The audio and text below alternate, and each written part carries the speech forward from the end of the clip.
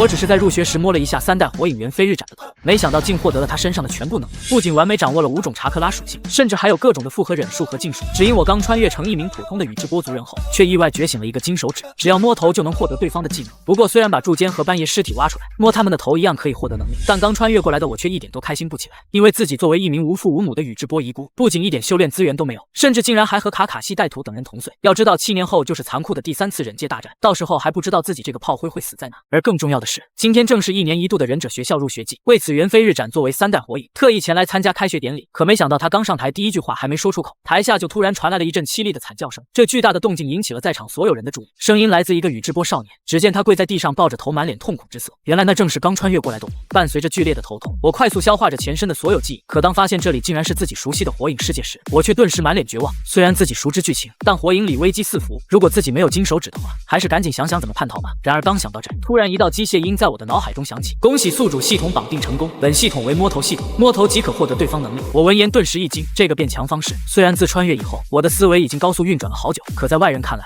却是一名宇智波少年在入学典礼中突然当众大吼，这一情况不免让人惊讶。而最先关注到我的，却是同为宇智波一族的带土。原来自从我成为孤儿后，带土和他的奶奶就给予了我不少帮助，而两人也因此结下了深厚的友谊。离火，你怎么样了？是不是因为开学激动的突然开眼了？热血笨蛋带土大大咧咧的发问，引起了一群宇智波少年的哄笑。带土要是这么简单就开眼了，老子早就3勾玉了，哈哈！同族人的大笑引得带土脸涨得通红，紧了紧护目镜，不再说话。可正当我消化完发生的一切时，一个意想不到的人却瞬间出现在了我的面前。转头看去，正是3代火影猿飞日斩。他被刚才的声音吸引，直接顺身到了我的面前蹲下。你叫什么名字？刚才发生了什么事吗？他的问话虽然不疾不徐，但隐隐中却让人有种不容拒绝的意味。我看着蹲在眼前的3代火影，陷入了沉思，突然眼睛一转，一个邪恶的计划顿时涌上心头。我瞪大了眼睛，纯洁无瑕地望着3代火影。火影大人，没有什么事，就是宇智波带土侮辱了我当火影的梦想。而一旁被我诬陷的带土听后顿时大怒，滚蛋离火！我什么时候侮辱过你？不过如果要说之前谁能当得上火影，那一定是本大爷我。3代火影见只是孩子的争吵，便不以为意。你们都想当火影啊，那就一起努力吧，我相信终有一天你们可以做到的。可就在他准备要起身的时候，没想到我接下来说的话却让他瞬间亚麻呆住了。谢谢3代大人，不过我可以摸摸您的火影斗笠来激励自己吗？闻言3代火影明显愣了一下，他没想到少年会提这个要求，怕火影不答应，我立刻向3代的头上摸去。丁摸头 S 级忍者3代火影猿飞日斩，以下7种奖励请自选5种。看着琳琅满目的奖励，我的呼吸明显变粗重了，看来赌对了，纵横忍界的第1桶金有了。而被摸头的3代并不知道我的小心思，看到我肉眼可见的激动，以为真的激励到了少年，他也慈祥的笑了。看来宇智波一族也有朝气蓬勃的年轻人啊。而在一旁的带土看到死党享受着如此待遇，明显羡慕极了。火影大人那个我也想，可还没等他把话说完，猿飞日斩却早已顺身到了讲台上，结束了这场闹剧。而得益于我的火影梦，3代火影大受鼓舞，将演讲时间硬生生拉长了1个小时。然而就在台下孩子们被这老登的话术整迷糊了的时候，我却陷入了前所未有的选择恐惧症中。S 级忍者的奖励也太丰富了吧，虽然全都好想要，但经过半天思考后，我最终还是做出了决定。系统我选择5种属性查克拉及性质变化，影级查克拉控制，影级结印速度，10种随机忍术，1种复合忍术自选，立即领取。在我结束与系统交流的一瞬间，一阵剧烈的头痛感席卷而来。很快我感觉自己身体中竟然多了一些东西，不仅有无数次结印的经验和高超的查克拉控制，甚至还清楚地感知到了前所未有的查克拉经脉。然而还没等我再次试验，一阵冰冷的系统音却再次响起，现在为宿主抽取10种随机忍术。我的心瞬间激动起来，让我看看忍术老登能给我爆出多少金币。恭喜宿主获得以下忍术奖励。很快当抽取完后，我被眼前的一幕震惊了，因为除了某些基础忍术，其他全是正经的强力忍术，甚至还有一个极为绅士的望远镜之术。现在我最缺乏的就是查克拉量和战斗意识，当然还有身为宇智波一族最大的助力写轮眼，毕竟有了写轮眼，我自己也能当忍术博士。随后我心中暗道领取复合忍术，叮请宿主在以下复合忍术中选择：复合忍法土龙炎流，复合忍法雷水龙弹。我看着这2种强大的忍术陷入了沉思。系统抽取的10种忍术中，火遁和土遁偏多，而水遁和雷遁的忍术略少且偏向防御，所以绝对要选复合忍法雷水龙弹。毕竟在前期查克拉属性之间的克制还是尤为重要的。片刻后，无论是施术方法还是相关的使用经验，我都已经悉数掌握。而我本以为摸同一个人可以来反复刷奖励，可没想到接下来系统的回答却让我瞬间脸黑。系统提示：除非同一忍者在不同时期发生能力与天赋的改变，否则重复摸头无法获得奖励。看来没漏子可钻了。很快等我领取完奖励后，猿飞日斩的演讲也终于到了尾声。可当他最后宣布还有入学考核时，我一阵惊愕。入学也有考试吗？都是小屁孩，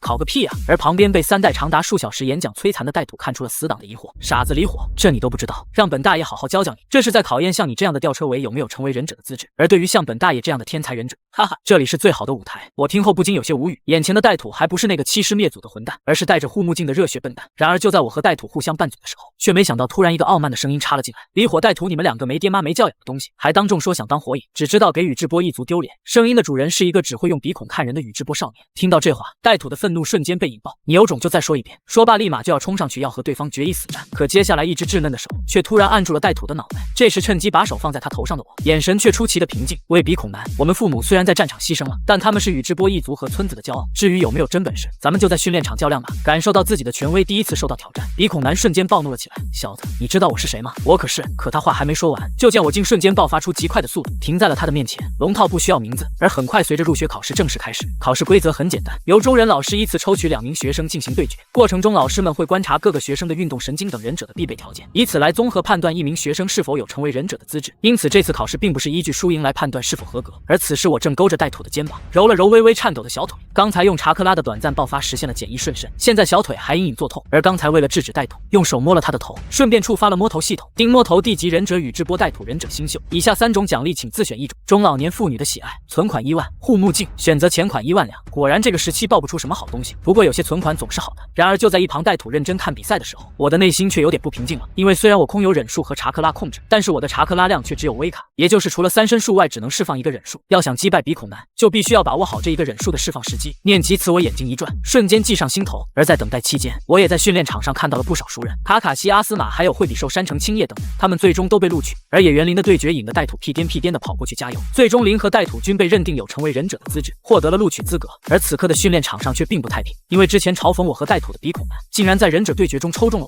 我一度怀疑是暗箱操作，不过我却丝毫不怯场，站起来步伐稳健地向训练场走去。而本来看完阿斯玛和卡卡西对决的猿飞日展，准备起身前往火影大楼处理公务，可当看到这一幕后，却又饶有兴致地停了下来。他心中暗想，这不是刚才摸我火影斗笠的孩子吗？有意思，再看看他的表现吧。而很快随着考核老师说比试开始，结完对立之印的我和他一瞬间便迅速地拉远了距离。可正当我还在寻找出手时机的时候，对手却直接扔出了宇智波一族的经典技能手里剑。看似简单的几支手里剑，却隐隐封住了我所有的躲避路线。来不及思考，我抽出忍具袋中的苦无，迅速欺身上前，击落了袭来的手里剑，随后转变攻击方式一拳轰出。而对手被突如其来的近身逼得无处躲闪，只好交叠双臂抵挡。可谁知简单的一拳，竟发出了一阵闷响，而后对手竟一连退出10步，连滚带爬才卸了力。围观的少年们个个都露出了惊讶神色，他们都很好奇我的力气为何会如此之大。虽然孩子们没看出来，但日向家的考核忍者和3代火影却都看了出来。他们很明显能看出我几乎没有实战经验，甚至搏斗经验都少得可怜。但之所以可以一击逼退对手，凭借的是出色的查克拉控制，将查克拉集中到了身体的某个部位。3代火影见状点了点头，这一招倒和纲手的怪力有异曲同工之妙。不过知道这小子的攻击这么疼之后，对手可就不会站着让你打了。而场中的我揉了揉手臂，深知自己可谓权势短板，毕竟刚刚从一个遵纪守法的蓝星公民穿越过来，就要和这种从小被家族精心培养的忍者抗衡，根本就是无稽之谈。如果要解决目前的困境，唯有扬长避短，才能于逆境中寻得一丝机会。而对手在尝到了我攻击的威力后，也明显选择了更为灵活的进攻方式，即通过不断闪躲规避我的攻击并伺机消耗。而我也明白了对手的打法，不禁心中一凛，吐槽道：看来真不能小瞧任何一个龙套，我来个魂系玩家这么谨慎的吗？而我知道现在是时候实行计划了，于是准备先卖个破绽给他。念及此，我假意空拳，实则蓄力待发，一旦对手攻击便可以迅速做出反应。可谁料对手却仿佛是预料到了一般，迅速抽身离开。你也太小瞧我了，就这点伎俩吗？他一边嘲讽着，一边用生涩的手法开始结印。等等，这个印式，快阻止他！一名中忍教师赶忙说道。可3代却不疾不徐地制止了所有人，因为他在我的脸上并未看到惊慌，反而是看到了前所未有的专注。火遁好火球之术，一颗硕大的火球向我扑面而来，这个距离6道仙人也就不了你，接受失败吧。滚烫的火球扑面而来，可我听后却只是笑着留下了一句：你看自己这不就落后摇了吗？滚烫的火焰爆裂开来，可等浓烟散去后，地上却留下了一截烧焦的树桩。中忍老师直接惊讶地站了起来，替身术不可能，我根本没有看到他结印。而3代则是愣了一秒，而后不疾不徐地说：他的结印速度很快，看吧，对决要结束了。而刚刚释放完好火球之术，浑身查克拉都被榨干的对手也无比震惊。他人在哪里？四周都没有，天上也没有，那就是他刚想要看脚下，刹那间一股微弱的查克拉波动却从地底传来，只见一只小手突然从土中探出，但却如钢钳一般死死地握住了对手的脚腕。随后我瞬间发力将对手拖进地下，只剩头部还留在地表。很快我的身影浮现，顺势将手按在了对方头上，淡淡的说了一句：土遁心中斩首之术。见此一幕，中忍老师上前直接宣布宇智波离火、宇智波傲天均合格录取，并将傲天从土遁里解救了出来。而我得知自己被录取，也没有过多停留，直接转头向着记忆中的宇智波族地方向走去。而3代火影在看完我的对决后，也回到了火影办公室。出色的查克拉控制和战术，天才一般的结印速度，但相反的却是零的实战经验。这个宇智波小鬼有意思。想到这，3代火影对手下吩咐道：你去帮我调查一下宇智波离火的个人信息。而另一边的我刚回到家，就打开了系统面板，想起自己还顺手摸了傲天的头，于是默念一句领取。丁摸头地级忍者宇智波傲天，以下奖励请自选一种，钱款5万两，护颈 U 型枕，垃圾话大全，果断选钱。早就知道傲天开不出什么好玩意。梳理了一天的收获后，我摊开纸笔开始为接下来的发展做打算。毕竟距离忍校正式开学还有10天，而自己展现出来的忍术来源有很大一点，这需要圆一下。还有目前虽然查克拉需要慢慢提炼，炼，但体术和苦无投掷的修行也要早早提上日程了。明天必须去买新的忍具还有负重，加紧锻炼体术，好顺便去找那个体术搭子。很快到了第二天，我刚醒来就开始了训练计划。先是到宇智波忍具店，掏空钱包买了苦无和手里剑负重用的东西。可当我佩戴上负重后，却并没有去自己宇智波家族的训练场，反而是去了木叶训练场。因为我的目的主要是为了结识自己未来的训练搭子麦特凯。而很快9天过去，因为自己训练的太过玩命，医疗费和忍具成本直线上升。为此我不惜用石头剪刀布，输了就让我摸一下头的办法，从宇智波的孩子们身上赚取丰厚的收入。一切都进行得很顺利。可直到第9天的傍晚，正当我做最后一组俯卧撑的时候，却偶然碰到了同样训练的麦克凯父子。你们好呀，我被你们的青春所打动，我可以加入你们一起训练吗？凯听到青春一词显得格外激动，因为自他和父亲修炼以来，得到的都是人们的冷嘲热讽，而今天他从一个宇智波天才的口中，竟然听到了承认他们青春的话。凯满怀期待地看着戴，希望自己的父亲能够同意。而此刻的戴也是热泪盈眶，不过他毕竟是成年人，也是一位粗中有细的忍者，见惯了尔虞我诈相互算计。如果这个孩子被人指使假意接近自己，实则是为了学习禁术八门遁甲，而这孩子又是宇智波一族的。可接下来当戴仔细观察过我的模样后，却彻底打消了这个顾虑，因为只见此刻的我汗流浃背，绷带和衣服等都有明显的训练痕迹，佩戴负重很明显不是训练了1天2天了。于是戴沉思片刻后咧嘴一笑，露出闪亮的牙齿。好啊，勤奋的宇智波少年，你就加入我们一起绽放青春吧。转眼10天假期匆匆过去，今天便是忍者学校正式开学的日子。可当我醒来后准备去上学时，却在路上碰到了麦克凯正在绕着村子训练。虽然今年凯赢下了入学考试，但却因没有查克拉天赋而被拒绝录取，因此凯更加努力的训练。看着他因训练累得满头大汗的脸，我帮其擦了擦汗，顺便摸上了凯的头。丁摸头 C 级忍者麦克凯，以下3种奖励请自选一种。绿色紧身衣一套，眉毛增粗记忆管，木叶钢拳。我毫不犹豫地选择了木叶钢拳，紧接着伴随轻微的头痛，木叶钢拳流派的招式便印入了我的脑海。不仅如此，我甚至能感受到自身的肌肉得到了强化，这无疑对我的体术是极大的提升。得到了奖励的我变得更加高兴。可眼看上课时间就要到了，于是我和他寒暄了几句就去上学了。而一进教室门，我就看到了许多熟悉的面孔，阿斯玛、卡卡西也园林不知火旋间，但却唯独没有好友宇智波带头，看来是又迟到了。直到上课后不久他才过来。而上午的课程很快过去，但我却并没有听课，反而是偷偷专注提炼查克拉，争取早日解决查克拉不足的问题。因为在之前训练的10天里，我竟然惊讶地发现自己的查克拉竟然提升到了过去的2倍，可以使用2个忍术了。我猜测可能是与自己突破极限的训练有关。转眼便是下午，来到了所有学生非常期待的重头戏，那就是实战演练。仍然是大岛老师带队。前半节课上我着重训练了苦无投掷法，虽然自己没有接受过手把手的亲身指导，但是经过我的努力训练，投掷苦无的准确率也在飞速上升。而我想的下一步就是摸一个宇智波族人，争取获得宇智波苦无投掷法。而下半节课则是实战训练，由2人一组进行对练。第一组不知火旋间对阵惠比寿，接下来阿斯玛对阵灶门炭治郎，而很快轮到了宇智波带土对阵奇木卡卡西。听到有自己的名字，带土怪叫一声，用手肘戳了戳我，来让图子哥憋个大的。可没想到刚走了一步，肚子里却传来了咕噜噜的巨响，接着带土的脸上变颜变色，随后在众目睽睽下狂奔去了厕所。图子哥没有憋出个大的，反而拉了个大的。大岛老师也是扶额无语，随后宣布由于带土吃坏肚子离场缺席。顺位后言，宇智波离火对阵奇木卡卡西，我顿时懵了，不敢置信地指了指自己。奇木卡卡西无疑是天才中的天才，6岁忍者学校毕业，掌握奇木刀法，这个时期的他几乎可以吊打忍者学校所有的同学。不过我却并没有因此而心生退意，反而是涌起了一股战意，因为我想看看自己和天才之间的差距，并且检验一下自己10天的修行成果。然而我刚走上训练场，就见对面的卡卡西眼中露出无聊神色，仿佛眼前对手无法让他提起丝毫兴趣。没有多余的垃圾话，2人在结下对立之印后，战斗一触即发。而我在开战之前就分析过自己的优劣势，虽然自己拥有诸多忍术，但奈何查克拉量有限，要想用2个忍术就把这个时期忍术和刀术精通的卡卡西打赢，难如登天。况且我只训练了10天，并不可能对身体有极大的提高，因此在体术方面想要战胜卡卡西也非常困难。我明白这场对决想要胜利，方法就只有一个，那就是临阵摸头。只要在对决中摸到卡卡西，就可以再次获得增强。以卡卡西的实力，开出的奖励大概率差不了。看似过了很久，实则这只是我在一瞬间思考出来的结果。战斗一触即发，卡卡西毫不留手，以极快的移动速度拔刀向我攻来。可我见状却丝毫不慌，只见我眼睛微微一转，手如幻影般快速结印，影级的结印速度让在场所有人都没有察觉到自己刚才释放了什么忍术。紧接着我摸向忍具包，数枚苦无和手里剑射向卡卡西。虽然投掷的苦无封住了他走位的全部路线，但卡卡西也毫不示弱，抽出苦无精准的将所有手里剑弹落在地，而这也让他前冲的动作微微停滞。这便是我一直在等待的机会。只见我迅速欺身上前，利用影级的查克拉控制，将查克拉凝聚在脚底并瞬间爆发。看到对手突然出现在自己面前，卡卡西眼神顿时一凛，他没想到我的速度竟然有这么快。只见我双脚发力使自身旋转起来，木叶大旋风。得益于掌握了木叶钢拳的缘故，我的体术有了极大的提升，并且我将怪力的发力方法融合进了木叶大旋风。这一招的威力不同凡响，很明显卡卡西也感受到了压力，他明白这招不能硬接，于是连闪带避躲开了我的攻击，但手中的苦无却被一脚踢飞。卡卡西揉了揉发疼的手腕，你很强，不过再强的术打不中人也是无意义的。而这一场短暂的交锋，顿时引得周围的同学一阵惊呼，这可是天才卡卡西啊，这个宇智波离火竟然可以不落下风，而且他们2个都好帅啊，该怎么选呢？而此时场中的我心中暗想，自己这个术的维持时间撑不了太久，必须要速战速决了。接着隐晦的看了一眼距离卡卡西最最近的一个苦。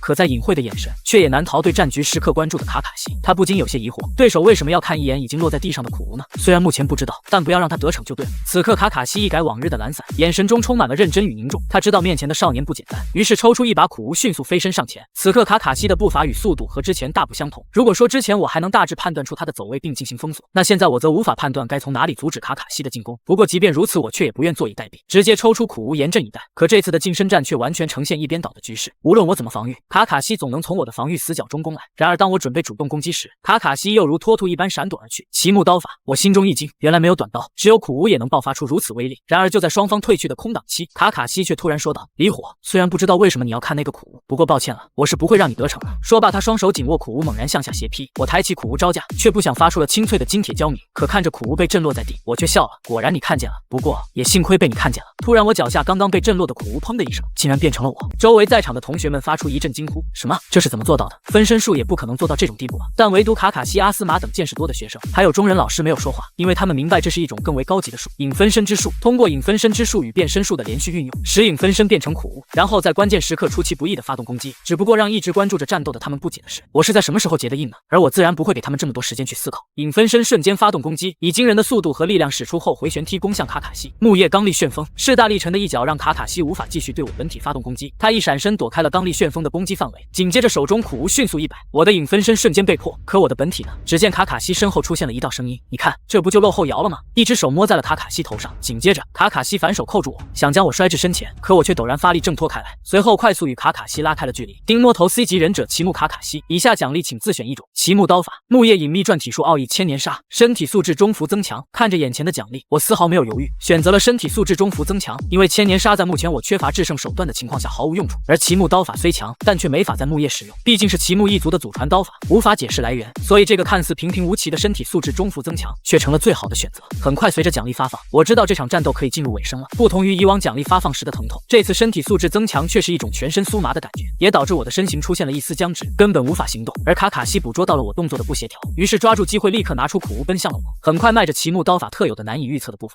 仅一瞬间他就出现在了我面前，手中苦无横斩直奔我的咽喉。但由于是特制的苦，所以一击不会对我造成严重的伤害，而这也是卡卡西敢于使出杀招的原因。可在我的眼中，卡卡西的动作却好像变慢了，本来难以捕捉的动作现在却变得清晰无比。开眼了吗？不对，是身体素质增强使反应力与动态视力获得了极大的提升。看来我的选择是对的，我猛然下蹲躲过了原本的必杀一招，随后抬起头，充满战意的眼神对上了卡卡西错愕的神情。惊讶吧，好戏还在后头呢。只见我翻身一脚，直直的踹向卡卡西的小腹，竟将他踹得飞了起来。大岛老师心中一惊，这是银武叶的招式，猛然的冲击带来的疼痛使卡卡西暂时失神。结束了，我咧嘴一笑，狮子连弹。很快经过一连串的连招后，卡卡西被重重的垂落在地，打了几个滚才泄了力，但我却丝毫不敢大意，迅速抽出苦无严阵以待。因为忽然我感受到了来自天上的一丝查克拉波动，这种查克拉的使用方式带给我一阵熟悉的感觉。而让我没想到的是，这一瞬间的思考竟给后面的战斗带来了转机。这时伴随着砰的一声，被打落在地的卡卡西竟突然化作了一阵白烟，而在我的影子里，卡卡西悄然杀出，将本体藏在影子里面了吗？幸亏我的感官与反应得到了强化，我瞬间招架，并与卡卡西拉开距离，宇智波离火，你很强，奇木卡卡西，我希望你更强。可我说完后，却在心里默默补了一句，这样我就可以继续薅你羊毛了。这时大岛老师及时出现制止了训练，随着双方结下和解之意，卡卡西也约定下次再战，而我也欣然同意，毕竟只有不断的与强者交战，才可以更快的提升实力。实战训练终于接近尾声，由大岛老师进行总结发言。阿斯玛体术不足，要努力训练，惠比寿基础不错，但战斗过于呆板。可就在这时，突然远处的树影微微的晃动了一下，所有人都没有察觉，唯独大岛老师微微一愣，随后立刻回过神来。宇智波离火忍术与体术均很优异，尤其是在银武叶的基础上，竟然自创出了颇具创意的狮子连弹。听到这的我暗自老脸一红，对不住了二柱子，这玩意谁用算谁的。而大岛老师望向我，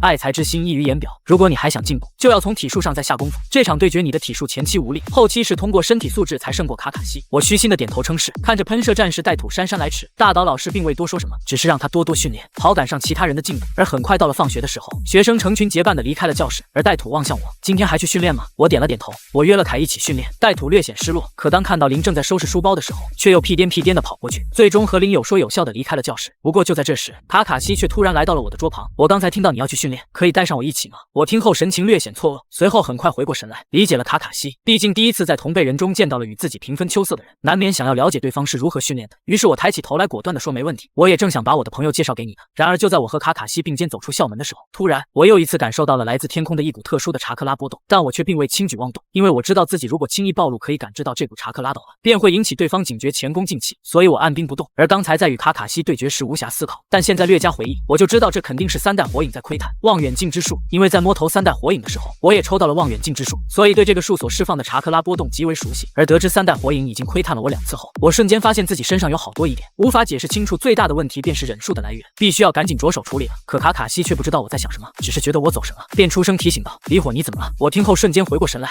不好意思，刚才想请你吃什么东西来着？走训练之前咱们吃3色丸子去，我正好认识一家非常好吃的店。而另一边的火影大楼，三代火影叫来大岛老师，从他口中了解完对我的评价后，顿时陷入了沉思，心中斩首术、影分身之术，快到连我都很难看清的结印、突飞猛进的体术。宇智波离火，你到底是天才还是……想到这，元飞日斩换来了直属暗母，把大蛇丸叫来，让他查一查宇智波离火。而很快，我和卡卡西来到了一家丸子店，然而刚排队买了几串丸子，突然就听到了一声声激情的吼声。在离火来之前，倒立走遍木叶村，做不到的话就做1000个俯卧撑。看到好朋友麦特凯路过，我高兴地招呼他过来。阿凯这边，凯见到我也瞬间飞奔过来，不顾形象的熊抱住了我。卡卡西顿时眼色一凛，速度好快。卡卡西，这就是我的训练搭子麦特凯。可听到我的介绍后，卡卡西却说道：“我们之前见过的，但据我了解，他连忍术都不会。”可他话还没说完，突然身后一个清脆的女声插了进来，宛如黄鹂一般悦耳。你看看他的手和脚，全是训练留下的痕迹吧？一定训练得很刻苦，以他的毅力，未来很有可能会成为出色的忍者哦。如果不信的话，最近忍者学校的补录名单就要出来了，你可以去查查。火影老头不会让有才能的人埋没的。三人向声音的来源望去，是一个穿着奈良一族服装的漂亮女孩。此刻她手中还拿着一串3色丸子，我一眼就认了出来，这正是上午在课上打瞌睡的女孩。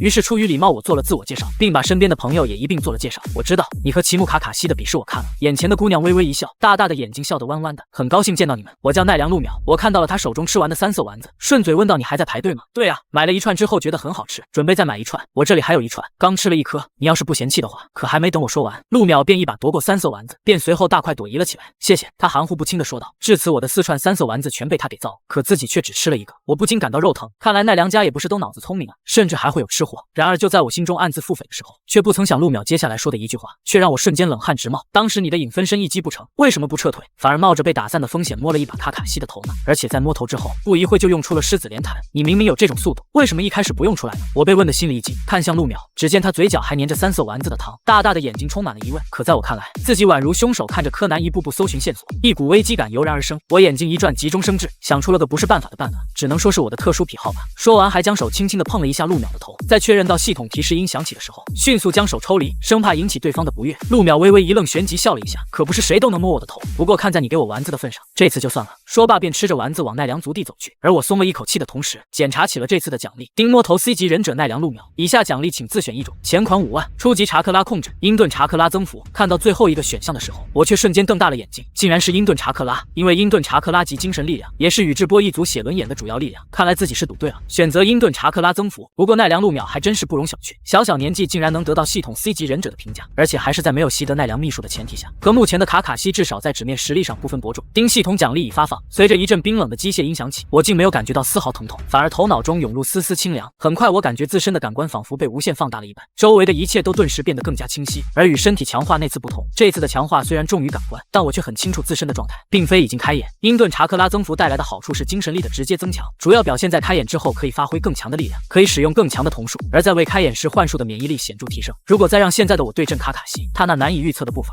将会在我的眼睛里变得清晰无比，甚至可以发现卡卡西的破绽。回过神来的我望向正在用竹签剔牙的凯和一脸无聊的卡卡西，大喝一声：“走，开始训练！”很快我们3人便来到了木叶训练场，开始了日常的训练。由于卡卡西初来乍到，我向他介绍了平时的训练方式，即用压榨自己的方式使身体突破极限。说罢便招呼卡卡西一起加入。而大概是由于奇木刀法也需要强健的体魄缘故，所以卡卡西并未拒绝我的邀请，一起训练了起来。可在训练中，卡卡西却发现我和凯2人竟都佩戴着不小的负重。这一发现让他心中大惊，原来他是用这种状态在和我战斗吗？而且看他们的动作早已适应了负重，甚至有举重若轻的感觉，尤其是粗眉毛，他的体术果然很强。而看到同辈人中竟有如此高手，卡卡西也不禁燃起了斗志，刻苦训练了起来。很快训练结束后，3小只则各回个家。我给了凯一些银两，待叔叔不在，我怕凯吃饭糊弄。而另一边的硕茂看到回到家的卡卡西后，却不由吃了一惊，因为虽然卡卡西每日都在刻苦训练，但大多都是技巧性的训练，而今天的训练明显比往常更加狂野。于是他不禁问道：“卡卡西，你和绿色紧身衣的那个小朋友一起训练了吗？”“是个的父亲，他叫麦特凯，还有一个叫宇智波离虎，都是很强的人，是吗？看来你结交到朋友了呢。不过他们的练体方式并不适合你，明天我教你一套齐木家的练体方法，与齐木刀法相辅相成。而另一边的我回到家后，却没有往日的轻松闲适，反而神色紧绷了起来，因为我始终没有忘记陆淼的话，还有三代火影的2次观察，我知道必须马上给自己打补丁了。我回忆着望远镜之术的使用方法，以家中的镜子为媒介，用影级的查克拉控制，将自身的查克拉以微不可察的方式释放在房子周围。在确认了没人窥探后，我在家中找出了父母留下的空卷轴，迅速提笔开始书写。目前我暴露出来的忍术只有心中斩首之术和影分身之术，为了合理化它们的来源，就必须要伪造出2份假的卷轴。于是我快速书写完后，就将它们摊开放在了书桌上，一是使墨迹迅速晾干，二是造成日夜攻读的假象。不仅如此，我还打乱了父母房间卷轴的位置，并将所有卷轴上的灰尘抹除，造成翻找的假象。做完这些后，我便沉沉睡去。可我却不知道，同时在另一边的宇智波族地，作为鹰派代表的宇智波庭，当听到自己儿子宇智波傲天说最近有个宇智波小辈在忍者学校风头正劲，今天又与齐木家的卡卡西平分秋色时，竟然要提议将我这个天才拉拢进鹰派。毕竟就算多给点恩惠和资源，也不能让鸽派得了去。然而很快到了第2天，大岛老师刚上课就突然说道：“同学们，今天让我们欢迎一位新同学，他以优秀的天赋、刻苦的努力成功补录进忍者学校，让我们欢迎麦特凯。”一道绿色的身影走入教室。大家好，我叫麦特凯，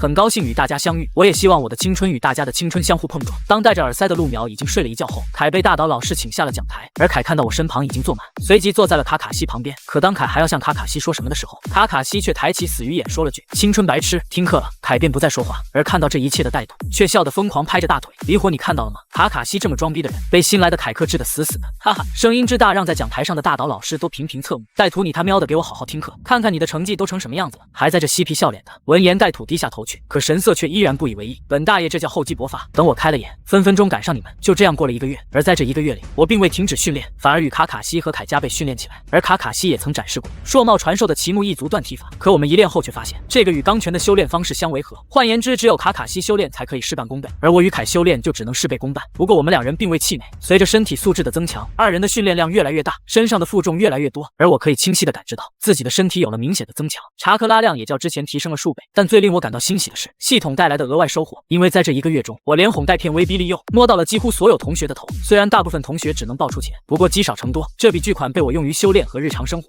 而一些有名有姓的同学则爆出了不少好货：摸头惠比寿获得基础知识精通，摸头不知火旋间获得千本投掷法，摸头猿飞阿斯玛获得身体素质小幅增强，摸头山中景文获得山中秘术感知。而我之所以敢选择山中秘术，是因为这个秘术的效果极为强力，且使用时不会暴露使用者的身份，不用担心他人的追查。虽然不及漩涡一族的神月心眼，但用于感知敌情绰绰有余，因此我毫不犹豫选择了感知。而看着自己个人的系统面板信息，我说不开心是假的，因为这1个月以来的成果是实打实的化作了我实力的一部分。但不知为何，我在最近总会有种若有若无的危机感，总感觉有人在暗处伺机窥探。为了提升实力，也为了应付接下来的危机，我准备启动一项我憧憬已久的计划，那就是修炼螺旋丸。毕竟作为资深的火影迷，螺旋丸的修炼过程可谓是了熟于心。当初鸣人用了1个月，也才掌握了用影分身帮忙搓丸子的技巧。但拥有影级查克拉控制的自己，可以更轻松地实现查克拉的形态变化，因此可以做到真正意义上的瞬发螺旋丸，即灵真起手。为了增加修炼的时间，我甚至分出2个影分身，一个去忍者学校上课，另一个则是和自己修炼螺旋丸。而很快半个月过去，看着手里高速旋转的淡蓝色查克拉球，我的眼中充满了欣慰，轻轻往树干上一推，树皮即刻崩裂，随后便是树干在极大的旋转力下断裂开来。听到巨响的凯和卡卡西赶了过来，看到威力竟然这么大，他们顿时瞪大了眼睛。离火，这是你自创的忍术吗？没错，想学吗？想学可以教你们。就这样，我传授给了2人螺旋丸的修炼方法。毕竟他们将来都会是精英上人，不缺乏接触以及忍术的机会，所以早传授晚传授都一样。而就在我讲述如何修炼螺旋丸的时候，一阵冷漠的机械音却突然响起，让我无比激动。丁监测到宿主自主修炼力及忍术成功，实力进阶为中忍，新手期结束，现在发放毕业礼包简易仙人模式。我看着眼前的奖励有些迷茫，虽然作为资深老火批的我自然知道仙人模式，但系统所谓的简易仙人模式却让我有点摸不到头脑。于是为了研究一下，我借机支开了麦克凯和卡卡西，让他们先去修炼。而等他们离开后，我便点击了领取礼包。然而没想到下一秒，突然一阵剧烈的疼痛从腹部传来，痛感之强犹如一发螺旋丸直接按在肚子上。为什么每次奖励发放都要这么痛苦？很快当疼痛感退去后，我终于感知到了新的变化。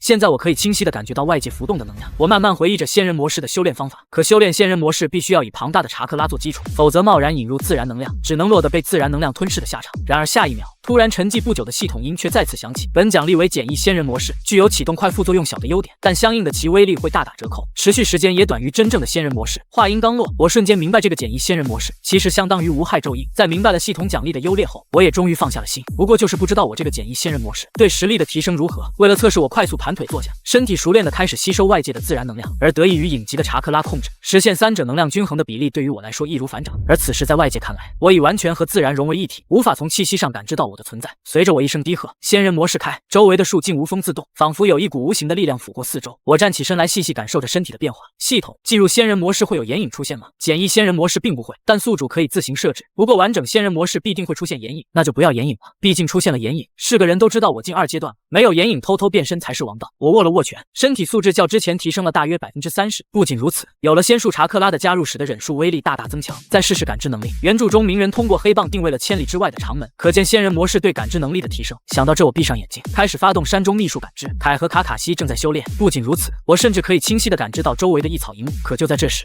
我却突然眉头一皱，这股阴冷的查克拉是怎么回事？突然在我的感知世界里出现了一双不带任何感情的舌头，其特有的阴冷查克拉甚至让我浑身战栗。下一秒，我被迫解开了仙人模式，瘫倒在地。恍惚间，我看到了一条棕黄色的蟒蛇游弋而去，是我看错了吗？不一会，听到动静的凯和卡卡西急匆匆赶了过来。离火，你怎么了？不是在修炼忍术吗？发生了什么事？我并未将实情和盘托出，毕竟有时候他们知道的越多就越危险。随后，凯与卡卡西一同将我送回了家。可到分别时，卡卡西却对我说：“我想检验一下这1个月的修行成果，等你修养好了，明天咱们打一场吧，乐意奉陪。”很快，第2天一大早，我便被卡卡西喊了起来，因为今天麦克带任务结束，原本一起训练的凯要陪老爹可能没空，所以把比试地点定到了卡卡西家。我一听要见到传说中的木叶白牙，兴奋的直接从床上弹射起。为了给前辈留下好印象，我去忍具店买了刀油，毕竟初次见面，哪能不带点见面礼呢？诚会10万元，欢迎下次光临哦，小帅哥。在美女店员的殷切招呼中，我一脸肉疼的走出了店门。虽然靠摸头攒下了一笔不小的财富，可这次的购物确实算得上是我的大出血。其实你不用买这么贵重的礼物，挨着你就不懂了吧。我买的刀油质量好，分量多，一瓶传3袋，人走油还在。很快我们2人打打闹闹就来到了齐木家的祖宅。可能是由于家道中落的缘故，所以齐木一族并没有宇智波那样豪华的族地，而是只有一套典雅的祖宅。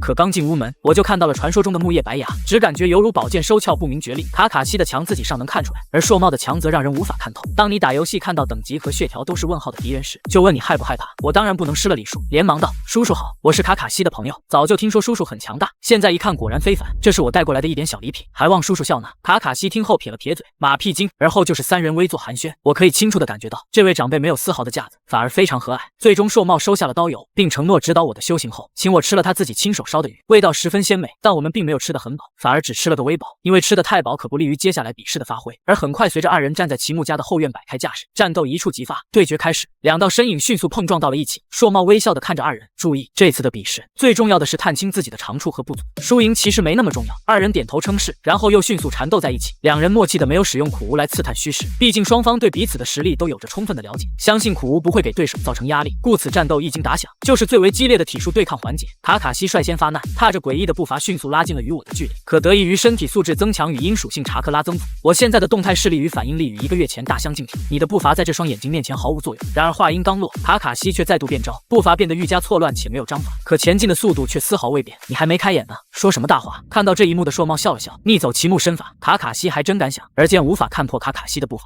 我也不准备坐以待毙，脚下一跺，地板微微开裂，也以极快的速度径直冲向卡卡西。看着在眼前无限放大的拳头，卡卡西明白这一拳很危险，他以掌拦截，却根本抵挡不住这一拳所蕴含的距离，瞬间倒飞出去，在地上翻滚了2周半后才停下。可在场的人都明白，我这一拳并未见功，别看力量惊人，可经过卡卡西一连串动作，早就将力卸了七七八八。离火，你的怪力又变强了，那还用说？不给卡卡西丝毫喘息的机会，我快速欺身而上，右拳高高抬起。可令人震惊的是，拳头周围竟缠绕着淡蓝色的高浓度查克拉，太慢了。卡卡西侧向一翻，有惊无险地躲过了我的攻击。然而下一秒却出乎了齐木父子的预料，因为刚才躲过我攻击的卡卡西却吃痛地倒在了地上。怎么会？我明明躲过了你的攻击！卡卡西一脸错愕，而硕茂也微微一愣，但旋即就表现出了然的神色。小离火将查克拉聚集在手掌附近，使得手部的攻击范围变大。他的攻击虽然被你躲，但是你仍会被在手附近的查克拉击中。我一边暗叹硕茂的眼光毒辣，一边为这一击感到欣喜。看来将怪力与鸣人仙人模式的蛙族手相结合，这个思路是正确的。卡卡西略显狼狈地站了起来，拍了拍身上的灰尘。接下来我要动真格了。卡卡西将右手在忍具包附近轻轻一挥，一把短刀便丝滑地出现在了他的手中。齐木刀法，一瞬间，卡卡西迅猛地攻杀而来。我拿出苦无，眼睛飞速地转动，力图看清卡卡西的每一次进攻。2人你来我往，斗得难解难分。虽然我招架得很吃力，但却能次次有惊无险地防住卡卡西的攻击。通过这一段激烈的对抗，2人都知道双方的体术不分伯仲，接下来就是忍术殊的对决了。卡卡西迅速的纵身后撤，可以说竭尽全力的与我拉开距离，在后撤途中还不忘快速结印。硕茂不禁疑问，为什么要这么拼命跟小离火拉开距离呢？可随后他便知道了答案，只见我根本不结印，利用自己极快的速度不断拉近与卡卡西的距离。当我与他距离只剩几个身位时，我将手一弹，一个淡蓝色的查克拉球瞬间形成，就连离着老远的硕茂都可以感受到这个术强大的破坏力。而正当我的螺旋丸就要击中卡卡西时，卡卡西终于结印完成，土遁土流臂，一声暴喝，土流臂迅速拔地而起，虽然还没有原著中狗头雕花的能力，但也挡住了我的进攻路线。然而下一秒，随着土流臂崩裂的声音响起，我站在了卡卡西面前，我认输，他的无印忍术太快了。卡卡西无奈道。这时硕茂走上前来，拍了拍二人身上的土，开始点评道：卡卡西，你刀法精进不小，但太过着重于技巧，却忽视了身体素质，要好好修炼我传授给你的断体法。而忍术方面要提高结印速度。卡卡西点头称是，随后白牙转头看向我，小离火确实是难得一遇的天才，出色的查克拉控制，优秀的查克拉运用，还有自创的无印忍术，这些都是很多人一辈子都做不到的事。我闻言竟有些被夸得不好意思。不过嘛，如果想更进一步，可以考虑身体与查克拉的连贯作用。我看你战斗往往一击不成，需要停顿一瞬才能进行下一击，但殊不知停顿的这一下，往往会露出致命的破绽。所以如果可以使攻击连贯起来，相信对你会大有裨益。我很快明白了硕茂的意思，就是尽力做到用平取消后摇。在一番点评后，卡卡西和我都得到了不小的收获。要知道，可不是谁都能有机会得到一名精英上忍的耐心指导。闲谈一阵，我便准备离开，可不料硕茂却叫住了我：小离火，我记得你自创的忍术是个无印忍术是吗？对的，叔叔。听到我的确认，硕茂说道：我正好认识一个后辈，他也正在钻研无印忍术，我想有机会你们可以交流一下。我心头一震，这个时间点在开发无印忍术的还能有谁？不过虽然知道，但我还是表现出了一脸好奇。叔叔，你说的这个后辈是谁啊？他是我一个老朋友的徒弟，和你一样也是个天才哦，叫波风水门。好呀，叔叔，师兄什么时候有时间你就告诉我，我肯定来。很快，自我与卡卡西对练后又过了数天，这天凯去上学了，但我与卡卡西却不约而同的使用影分身翘课，在训练场训练。可正当二人练得起劲的时候，我却突然抱着头一阵痛呼。然而还没等卡卡西问清缘由，他自己也一声闷哼，随后便揉起了自己的头。原来是大岛老师准备在明天进行期中考试，要求所有人都要亲自参加考试，故而打破了我和卡卡西的影分身，好让影分身可以传递信息的特性告知二人。大岛老师的手段也太野蛮了吧，绝对是早就看我们用影分身上课不爽，现在借机报复。很快到了第二天，期中考试如期举行，大岛老师亲自坐镇。当我与卡卡西结伴到教室的时候，一个好听的声音却叫住了我：哟，这不是坚持影分身上学的宇智波天才离火吗？我看向来人，正是奈良鹿苗。此刻他好看的大眼睛正盯着我，眼神中充满了调侃。哟，我当时谁呢？原来是每天坚持课上睡眠8小时的奈良睡神鹿苗。二人都不是甘愿嘴上吃亏的主，因此谈话格外的针尖对麦芒。本来想用这个秘密狠狠宰你一顿，现在倒好被大岛老师说破了。为了补偿我，请我吃一串3色丸子好了。我听了感觉心里一阵好笑。好吧，放学跟我走。很快期中考试正式开始，考试分为2个部分，笔试和实战演练。首先进行笔试部分，考察的是这2个月以来的基础知识，由大岛老师亲自操刀出卷。认真学的话80分没有问题，但要想拿100分可没有那么简单。可得益于从惠比寿那里获得的基础知识精通，试卷上的问题对于我来说简直易如反掌。当旁边的带土还在抓耳挠腮一筹莫展的时候，我却已然放下笔休息了起来。突然带土的手肘碰了碰我，申请发起私聊：离火哥你会不？求答案。可还没等他把话说完，一个粉笔袭来，犹如苦无一般直戳带土的脑门。宇智波带土在底下蛐蛐什么呢？赶紧写！大岛老师训斥道。看到带土吃瘪，可把我高兴坏了，说他没说你啊，题都会写了。可谁料下一秒我却走上前，将卷子轻轻放在了讲台上。我去准备第2场考试了。大岛老师拿起试卷一看，顿时惊呼，竟然全对。他知道我如果抄袭，是不可能逃过他这名前暗部成员的眼睛，所以只可能是自己答的。原来影分身上学还能提高学习效率吗？不久后考试结束，大岛老师收齐试卷，结束了第1门考试。稍作休整后，第2门考试正式开始。考试的规则很简单，自由结成3人小队，再由小队之间互相对决，考核不看输赢，只通过在考核中的表现来打分。我自不必说，与卡卡西和凯结成一队，力求速通考试回去训练。可我们3个太有压迫感了，其他的小队根本不愿意与我们对决。可同样面临这种状况的，就是以奈良鹿苗为首的新珠鹿蝶小队。与我们3人强大的个人实力不同，没人愿意与鹿苗他们对决的原因，则在于他们强大的团队配合能力。因此落单的2队自然而然成为了对手，而这场对决也得到了最强烈的关注。而此时随着双方结下对立之印，并没有太多废话，战斗一触即发。珠鹿蝶组合早在战国时代就已声名鹊起，而正是因为其强大的配合能力，这一战不容我小觑。我回忆着3人的情报，奈良鹿苗自不必说，忍者系统上 C 级的评价象征着其出色的实力，更何况奈良一族可怕的永远不是实力，而是头脑。山中景文平时沉默不语，实力不详，而秋道代不出意外是个胖子，可有别于其他秋道一族，他却留着杀马特一样的头发，一脸的桀骜不驯。但我有一种直觉，秋道代可能是这3人中实力最强的。这时为首的奈良鹿苗微笑着说：我们可都学会了家族秘术，你们要小心，可别输了。说罢转头对着身后的2人指挥道：拖住他们3分钟。话音刚落，山中景文与秋道代瞬间爆发，疾驰奔向我们3人。可我见状却只是微微摆了下头，卡卡西和凯就瞬间冲了上去。而就在这时，沉寂已久的陆淼却也开始了行动。他快速的抛出手里剑进行干扰。我早就知道陆淼不会坐以待毙，不过我却不以为意，因为不管你想做什么，在我们绝对的实力面前，卖弄计谋亦是无用。我说着便用苦无一个一个将陆淼的手里剑打飞。可让我没注意的是，他却借着一点点的时间，已经在身前布置了一道用起爆符构成的陷阱。这时正在前方交手的景文与戴发出一阵痛呼，毕竟卡卡西与凯实力太强，他们很快就败下了阵来。陆淼见状露出严峻神色，口中轻呼：“明白了吗？”戴和景文同时说道：“明白了。”原来这是景文利用山中一族的秘术临时构建的通讯网络，可以真正实现加密通话。只见景文艰难地退回陷阱之后，迅速调动起查克拉严阵以待。戴，我需要遮挡他们的视线。听到陆淼的传讯，秋道戴瞬间说道：“明白了。”背化之术，只见他身体急速膨胀，肉弹战车，下一秒身体滚成球疾驰而来，引得我和卡卡西三人闪转腾挪。而看着秋道戴的攻击，并没有伤害到自己这方分毫，凯自豪地说：“只要打不中，这个术就是没有意义的。”可他话还没说完，却直接被我伸手打断。不，场上的灰尘被扬起来了，我们的视线丢了。此时场上尘土飞扬，根本看不清对方的动向。我面色不由凝重起来。身为朱鹭蝶的大脑，陆淼不可能会做这种多此一举的行为，不可以在这里坐以待毙了。突围！我一声令下，三人往不同的方向疾驰而去，力求迅速脱离烟雾范围。可正当我发足狂奔的时候，却突然感受到了一股熟悉的查克拉波动。这股查克拉如雷达一般扫过自己的身体，但运用中却略显稚嫩，才让我发现了端倪。这是山中一族的秘术感知。而在陆淼这边，虽然同样看不到被烟尘笼罩的我们，但却被山中景文感知得一清二楚。而在探查到我们的动向后，陆淼通过加密通话下达指令，待缠住麦特凯。这可真是艰巨的任务啊！刚被凯暴揍过的戴虽然嘴上这么说，但他还是疾驰而去冲向了凯。我们的时间不多，动作要快。陆淼一边用苦无精准袭扰麦特凯，而另一边则是焦急地传令山中景文，让他再快一点。此时景文在连续使用秘术后，早已累得站不起来，但现在却仍在努力地凝聚查克拉。此时的我与卡卡西因为尘土的缘故，根本不知道是哪里发生了战斗，只能继续突围。秋道戴及时赶到，在凯冲出烟尘区域前拦下了他。随后二人缠斗在一起，但不出意外，戴很快被打倒在地。然而就在凯想要继续突围的时候，躺在地上的秋道戴却咬着牙，一只手抓住了他的脚。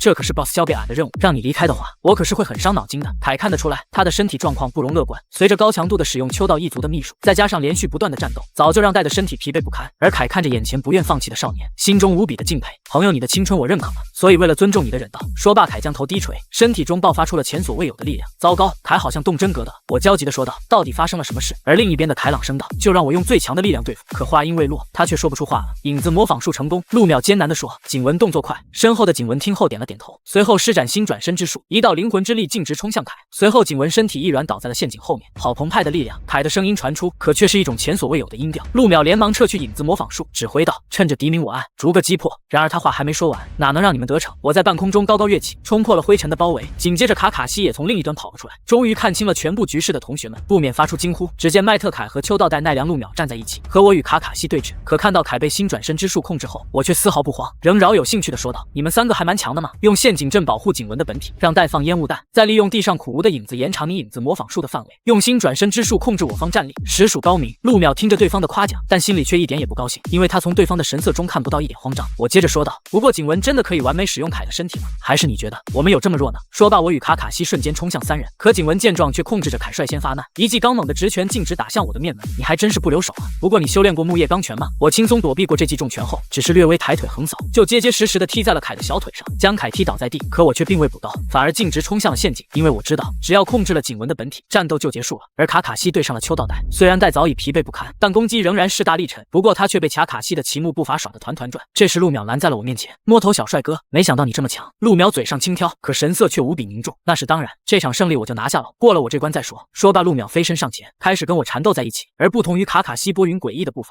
也不同于凯大开大合的攻击，陆淼的体术更像是水一般灵动飘逸，你既无法击中他，又无法甩掉。而我的木叶钢拳竟一时间奈何不了他，但是我却仗着身体素质过硬，逼得陆淼节节败退，一步步退向身后的陷阱阵。认输吧，你没有胜算的。如果我猜的不错，你身后就是密密麻麻的起爆符吧？但在这时，陆淼却突然露出了阴谋得逞的微笑。谁身后是起爆符？我看是你吧。陆淼将身一抽，准备灵巧的跑到我身后。看到这一幕，我哪能不知道他的算盘？只要造成我身前是起爆符的情形，他就能在其身后使用影子模仿术，可以控制着我走进起爆符阵，而自己不受伤。这样一来便胜负已分。可我哪能让他得逞？直接迅速拦住去路。二人又在起爆符阵前缠斗了起来。可殊不知，突然有一张起爆符竟瞬间亮起。正在和我打斗的陆淼丝毫没有察觉，而我却看到了这一幕，心中顿时警铃大作，危险，不能留手了。我将身一震，数公斤的负重瞬间掉落，在地上激起一阵灰尘。简易仙人模式开，以我为中心，一股微风向四面八方散开。这时大岛老师也看到了岌岌可危的情况，以极快的速度冲向还在陷阱后的景文本体，还有被我放倒的凯。将二人救下后，可还没等大岛老师再去救人，众多一连串的起爆符瞬间爆炸，爆炸的冲击波将卡卡西和戴吹飞老远，而大岛老师也不得不立刻使用简易结界护住周围的孩子们。瞬间尘土飞扬，烟雾弥漫，卡卡西和秋道代都焦急地喊着自家老大。而此时我紧紧抱着安然无恙的陆苗，没事了，没事了。陆苗紧张地睁开眼睛，我的面容映入眼帘，他可以感受到少年的背部被巨大的热量和冲击波伤得很重，可他却还在不停地安慰着自己的情绪。陆淼瞬间流下了眼泪，但他心里却感到很奇怪，自己的计算肯定没问题，可为什么会有一张自己掌握不了的起爆符？难道是有其他人暗中？而我看到陆淼没事，心里的重担放了下来。随着简易仙人模式解除，无数疲惫感扑面而来，竟直接晕了过去。而大岛老师连忙冲向二人，可在路上竟发现了一条细小的白蛇。大岛老师无暇多想，赶忙冲向爆炸中心。他本以为两个孩子在如此剧烈的爆炸下肯定会受重伤，可眼前的一幕却让大岛老师惊呆了。只见陆淼公主抱着我，艰难地向大岛老师走来，两个人虽灰头土脸，但却伤得不重，这不免让大岛老师喜出望外，快去找医疗班。而很快等我醒来后，已经躺在了医院的床上，侧面抬头一望，陆淼正趴在床边打着瞌睡，一看就是陪了我很久。可还没等我仔细观察四周情况，背部却慢慢传来了些微的疼痛，不过多时疼痛更加剧烈，让我不由得疼出了声，吵醒了正在熟睡的陆淼。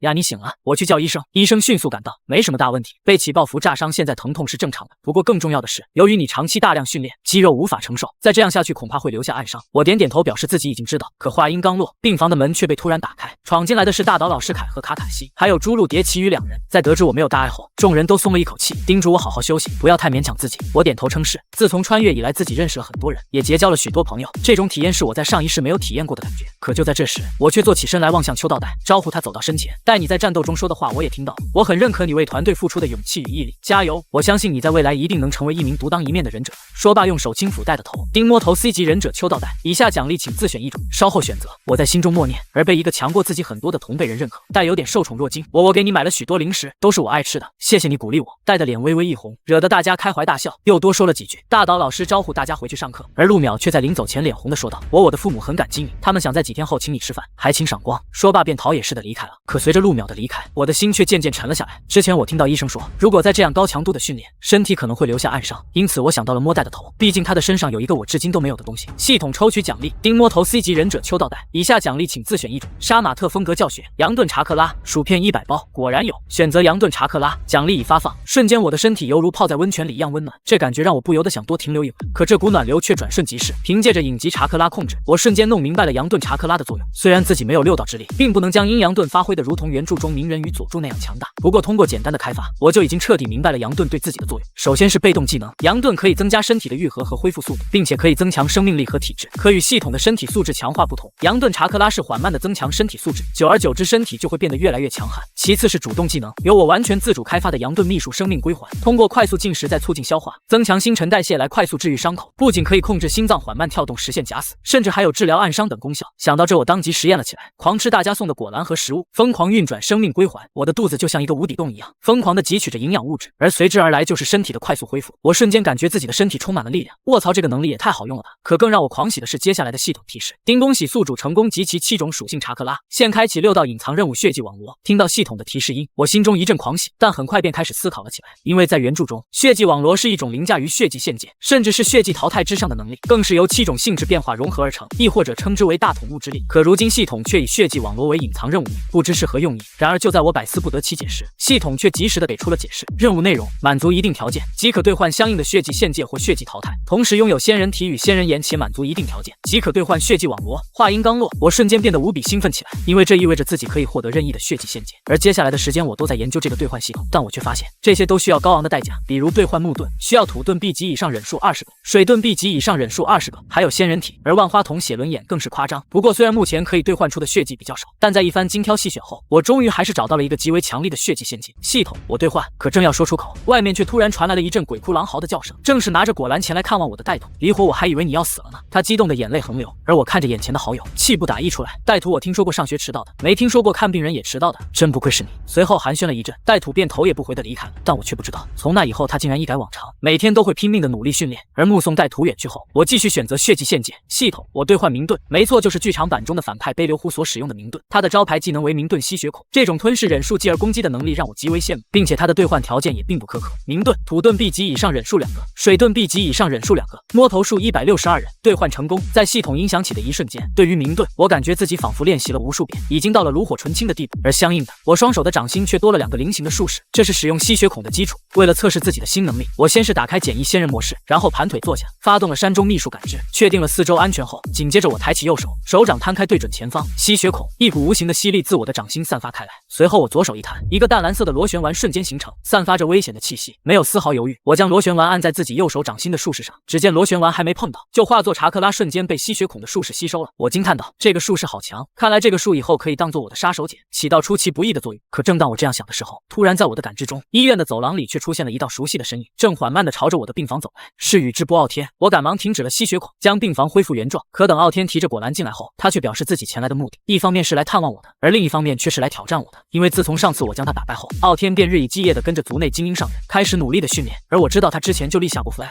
说一定要超越我，所以我对现在的情况一点也没有感到意外，于是欣然同意。可我殊不知，正是自己无意的这个决定，竟然让我收获了30几个宇智波小弟。而在接下傲天的挑战之后，我并没有丝毫的懈怠，疯狂的进食各种各样的食物，再借助生命归还的能力，很快不出一天，我的伤就好了七七八八，这让来看望的卡卡西和医生都惊讶不已。随后我办理了出院手续，可当将自己出院的消息告诉了朋友们后，包括大岛老师在内的所有人都觉得不可思议，真是怪物一般的恢复能力。不过大岛老师怕我留下后遗症，还是给批了7天的假让我好好休息。而为了备战第6天和傲天约定的决斗，我几乎每天都会往卡卡西家跑，让硕茂指导修炼。很快5天的修行就结束了，我在硕茂那里终于学会了如何在一击不成后，快速的组织下一次进攻而不会露出后摇的技巧。终于对决要开始了，而我本以为傲天经过2个多月的努力训练，实力应该不差，可事实上确实很强，无论是速度、力量、反应力、技巧都得到了极大的提升。但他没想到只过了2招，就被更强的我用蛙族手击败，而周围被他带过来观战的30多个小弟见状，无不一脸惊讶。傲天失魂落魄的低下头，但随即神色变得坚定起来。既然我败在了你的手下，那自然要认你当大哥。我一阵错愕，周围的小弟也无比惊讶。老大，你不要抛下我们不管啊！不要啊，老大，我们舍不得你。我看这架势，刚想要推脱自己何德何能，却被傲天用一句话堵住了我的嘴。李火，以你的能力，将来肯定要参与宇智波的族事，而我们就是你坚实的后盾。见周围的小弟有些还在犹豫不决，傲天直接高声道：“见过李火大哥。”而见傲天带头，身后的30多个小弟们也顺势拜入我门下。可面对这样的阵仗，我却仍不慌不忙。那就谢谢大家的信任了，我一定不会辜负你们的。可当我向傲天了解完自己手下小弟们的情况后，却不由吓了一跳。原来傲天手下的小弟几乎占了这一辈宇智波少年的2/5，不可谓不多。傲天能把一个这么多人的队伍管理得井井有条，足见其领导能力。秉着疑人不用，用人不疑的理念，也为了给自己留出更多的修炼时间，于是我将团队的管理全托付给了傲天，并结合自己修炼的经验，为小弟们写了一套简易的断体法。这套断体法虽然简陋，但是符合他们的年龄，坚持训练的话，体质会变得越来越好。并且我还根据前世的经验，写了一本关于如何正确树立宇智波内部团结、友善互帮互助的指导纲要，交给了傲天。从小就为宇智波的少年们树立正确的价值观，而起初他们都不以为意，连傲天都不知道我的用意是什么。可当少年们真正帮助了族人，获得了他人的表扬后，他们便开始乐此不疲地帮助起了其他宇智波的族人。很快转眼又过了半个月，此时傲天正在和自己父亲商议：“父亲，你觉得那本指导纲要怎么样？”不得不说，这文笔并不像是刚入忍者学校的毛头小子写的，反倒像是3代火影这种老油条的政治宣传。不过里面的内容我倒觉得没问题，核心就是族人之间互帮互助，只要是有利于宇智波一族的，我都觉得没问题。不仅如此，我还推波助澜，帮这小子好好宣传了一把，偷偷刊印这本书，散发给了其他宇智波的孩子。父亲，那不是印盗版吗？可听到自己儿子的话，宇智波庭却说让他少管闲事。不过接下来傲天的话却让他高兴了起来。父亲，我准备3天后请李火过来。好啊，我还正好要跟你说这事呢。而很快傲天立马将这个消息告诉了我，我自然不能拒绝这份善意。不过我却暗自纳闷，为什么傲天的父亲会在这个时候邀请自己呢？而与此同时的根部基地大人，这是最近突然在宇智波族内流传的一本书，一本书而已，有什么重要的？不过当听到印刷者竟然是鹰派十全长老宇智波庭时，团藏顿时有了兴趣，于是接过书仔细阅读了起来。但很快砰的一声又合住了，一派胡言，族内互帮互助，他将木叶村置于何地？何其危险的思想！还有这个作者宇智波离火，去调查一下这个人，切记不要打草惊蛇。说罢，团藏气势汹汹地拿着书走向了火影办公室。可刚踢开办公室的门，团藏就将指导纲要狠狠地摔在了桌上。日斩，你看看这宇智波小鬼写的什么东西，如此不顾一切地将宗族置于最高地位。他把木叶村置于何地？可3代火影听后却漫不经心地翻阅着我的书。但团藏看得出来，其实日斩对书中的内容并不陌生。果然3代看完后只是笑了笑，这小鬼还真挺有想法。几个月前嚷嚷着要当火影，现在又要关爱宇智波。而团藏看到老友还是没有意识到事情的严重性，气得直跺脚。这个宇智波离火肯定是宇智波鹰派的人，此子狼子也心留他不得，不如交给根部。可他话还没说完，就被3代打断了。这件事不用你管，其实早在数月前，我就已经派大蛇丸暗中探查宇智波离火了。最后他还怕团藏不服，甚至说了一句经典的话：“团藏，我才是火影。”而此话一出，气得团藏顿时直接红温，他愤怒地向门外走去。日斩，你会后悔的。可看到好友离开后，3代火影却不以为意地笑了笑。此时的宇智波积怨已久，赌不如输，只要让宇智波离火心向村子，就算他真的有狼子野心，也会被牢牢拴在村子里的。可下一秒，他却忽然想到了什么。对了，听说奈良鹿京要宴请宇智波离火，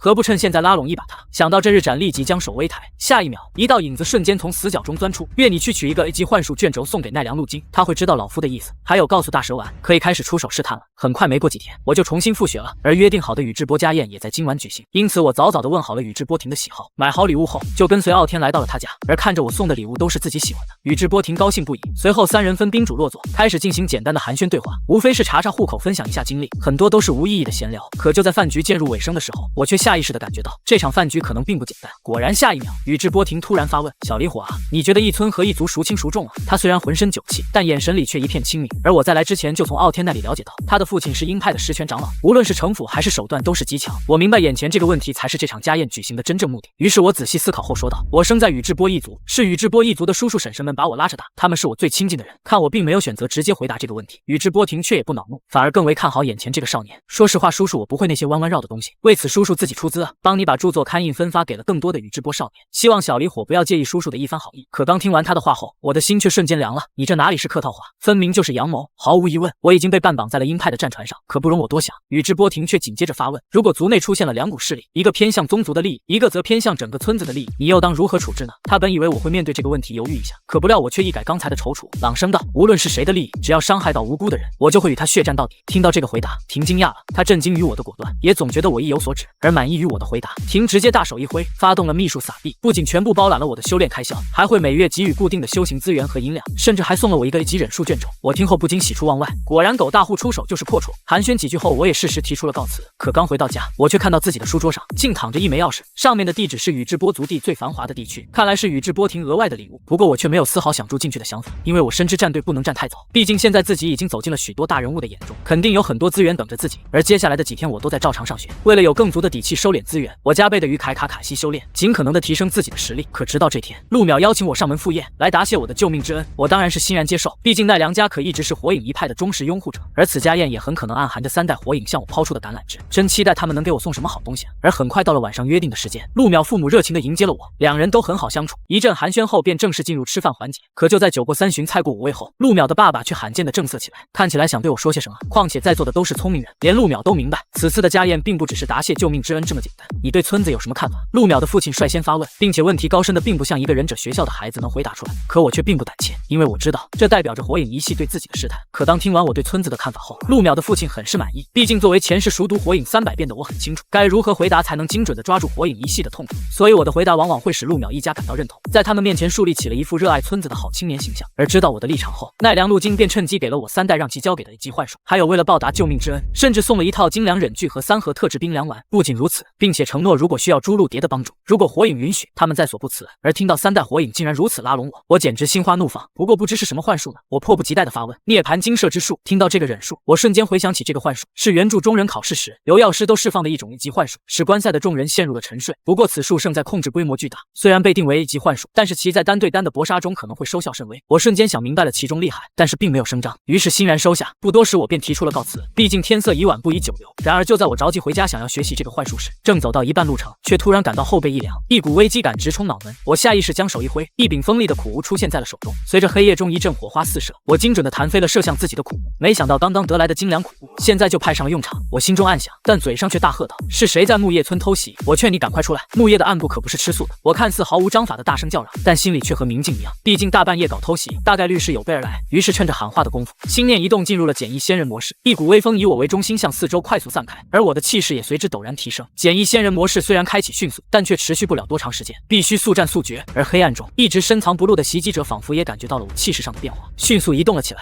哼想跑哪里走？山中秘术感知，微亮的查克拉以一种特殊的方式夹杂着自然能量快速向周围扩散。找到你了！我咧嘴一笑，脚下瞬间发力，身体宛如一颗炮弹一般向着偷袭者奔去。两道身影你追我赶，很快他被我逼到了一个废弃的训练场。这下看你该往哪里跑，说说吧，为什么要故意偷袭我？我朗声道。然而话音刚落，偷袭者却不再扭捏，仿佛早有预谋一般，缓缓走出了阴影。可当看清偷袭者的面貌后，我却顿时瞳孔微缩，立刻摆出了战斗姿态。只见偷袭者约莫20多岁，身材修长，身穿木叶上忍马甲，脸色苍白。可让我真正感到惊讶的并不是这些，反而是我发现在偷袭者的上忍马甲中好像塞着不知名的东西，看大小也是一个护额。想到这可能是其他忍村潜伏进木叶的忍者，我心中顿时警铃大作，全身肌肉绷紧，做好了随时战斗的准备。当然是看看你这个新晋的宇智波天才了。看着对方松散却毫无破绽的姿态，我心中更是充满了警惕。既然是看看，那又为何要射出苦无？可虽然表面上在质问，但私下里里却将影集的结印速度与查克拉控制发挥到了极致，快速的使用了影分身之术与土遁心中斩首之术，两配合只为实现短暂的遁地而行。只要离开了这个忍者的感知范围，我的影分身就可以去木叶警备队搬救兵了。毕竟这里可是根正苗红的宇智波产业。然而让我没想到的是，随着砰的一阵烟雾弥漫，在离2人100米之外的空地上，我的影分身却瞬间消散了，而随后影分身的记忆快速传回我的脑海中，我才发现眼前之人竟如此强大，根本没看清对方是如何出手的。看来他是故意将自己引到这里来的。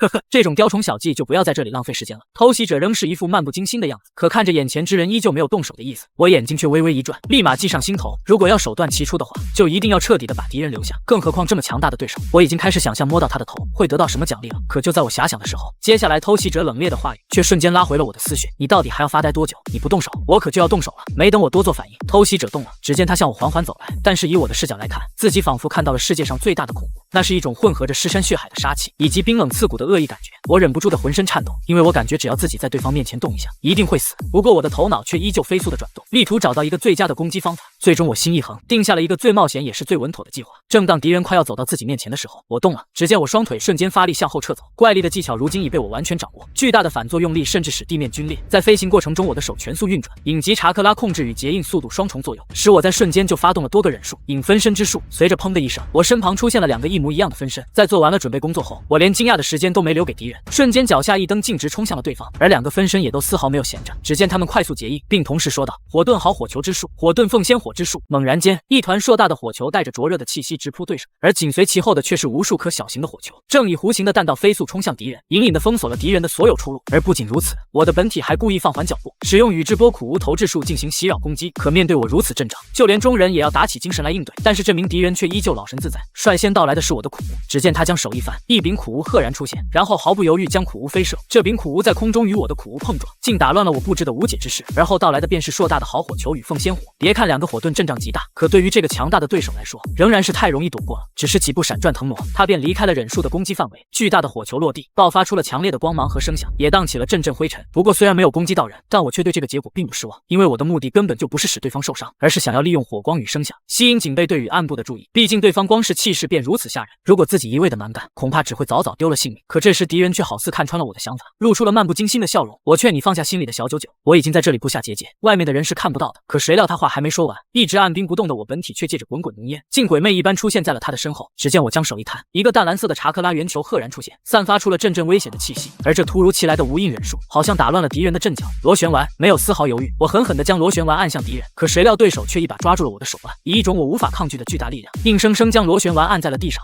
霎时间浓烟四起，大地皲裂。我震惊于对方的反应，但也震惊于他强大的力量。这到底是何方神圣？可敌人却好像并不想放过这次来之不易的机会。只见他飞身一脚，就将我踹飞了25米之远。我被这一脚伤得不轻，可我却并没有放弃，反而心中涌起了无尽的战意，因为这是穿越以来几乎一直顺风顺水的我，第一次感受到了如此巨大的挑战。感知着即将结束的简易仙人模式，我明白自己必须速战速决。既然自身的力量不行，那就只能动用外挂了。我一边快速的利用生命归还修复伤势，一边急切的开始思考对策。突然我眼睛微微一转，顿时计上心来，到现在自己还没有暴露过的能力，那就只有一个明遁了。如果能用明遁打他一个出其不意，再趁势摸到他的头，毕竟现在只有获得对方的力量，才可能有一丝胜利的机会。于是我迅速的制定了作战计划，而待到浓雾开始渐渐散去时，我的身体也恢复了七七八八。最后的决战正式打响。这时突然敌人的声音从远处传来，呵呵，自创的无印力及忍术威力果然不小，宇智波离火，你确实担得起天才的名号。他声音低沉而略带沙哑，可下一秒敌人却突然戏谑地发现了什么。哦，看样子你还掌握了某种医疗忍术吗？然而不等潜伏在浓雾中的我多想，这样找你实在是太慢了。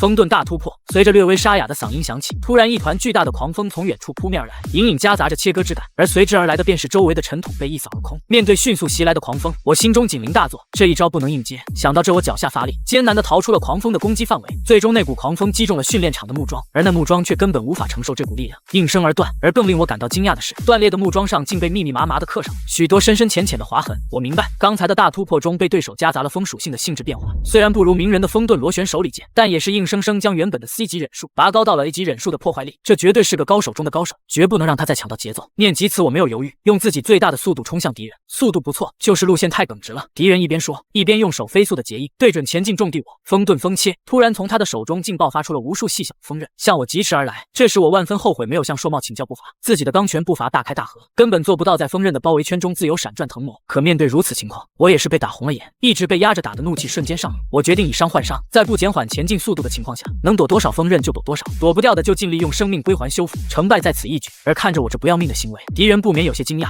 改变打法了吗？可不能让你轻易的近身。说罢，继续加大了锋刃的输出，甚至在自己面前形成了一道密不透风的攻击网。可通过刚才的飞速前进，我却已经到了敌人的面前。看着扑面而来的锋刃网，危险的气息直冲我脑门，我瞳孔微缩，将左手向前一伸，明顿吸血孔，瞬间我的左手爆发出了极强的吸力，大量的锋刃顷刻消散，化作精纯的查克拉吸入体内。我感觉到此时的自己充满了力量，查克拉快要充盈到自己身体所能承受的极限了。而看着眼前愣了一瞬间的敌人，我咧嘴一笑，刚才那一脚还给你。话音未落，我先是快速将右手一弹，摸到了敌人的头，随后再是飞身一记鞭腿，势大力沉的踢向了还在错愕中的敌人。随着砰的一声，敌人竟被我踹得化作一道黑影，向后倒飞了出去，直到撞倒了数棵大树才勉强停下。烟雾中，敌人缓缓站起，丁恭喜摸头，感受着体内充盈的查克拉，再看着一直压着自己打的敌人，我无法抑制心中的怒火。一个大胆的想法冲进脑海，咱这辈子没打过这么富裕的仗，今天就是天王老子来了，也要接下这一招。无暇顾及脑海中的系统提示，我飞速结印，两个影分身赫然出现，随后只见他们将手一弹，一颗淡蓝色的螺旋丸瞬间形成。可这还没完，只见一个影分身维持着螺旋丸，而另一个则是运用影级查克拉控制，向螺旋丸中加入风属性的形态变化，成败在此一举。感知着飞速流逝的自然能量，我知道自己的简易仙人模式就要结束了。风遁螺旋手里剑，一颗巨大的查克拉手里剑出现在了我的手中，手里剑飞速旋转，发出了刺耳的响声。随后我用力向敌人投去，可刚甩出，我的简易仙人模式却也在这一刻完全消散。看着迅速飞远的螺旋手里剑，我这才定了定心神，因为我知道这招已经是自己最强的一招了。这时我突然想到了刚才的系统提示，对了，系统，你说我摸到谁的头了？我可要好好选选奖励，万一他没死，我还能再争一争呢。丁摸头以及忍者大蛇丸，以下奖励请自选3种。我当是谁呢？原来是老熟人大蛇，谁？竟然是大蛇丸。可他为什么要伪装成敌国忍者？又为什么要攻击自己？一瞬间，我的脑海中涌入了千丝万缕的念头，自己的底牌完全暴露，到底会产生怎样的影响？会被他抓到后解剖研究吗？可看着飞驰而去的手里剑，我却已经认命，事已至此，就先选奖励吧。我丝毫不担心大蛇丸能否活下来，因为答案是肯定的。要知道蛇叔的保命技能在火影中敢称第2，没人敢称第1。如果不尽快提升自己的实力，只能被当作鱼肉。而随着螺旋手里剑精准的击中大蛇丸所在的位置，无数细密的查克拉刀瞬间爆发出来。系统领取奖励：丁摸头以及忍者大蛇丸，以下奖励请自选。然而很快，当看清眼前那琳琅满目的奖励后，我却顿时兴奋的瞪大了双眼，太肥了，我简直挑花了眼。虽然没有后期的绘图转生和八旗之术等强力忍术，但这些奖励也够目前的我过多。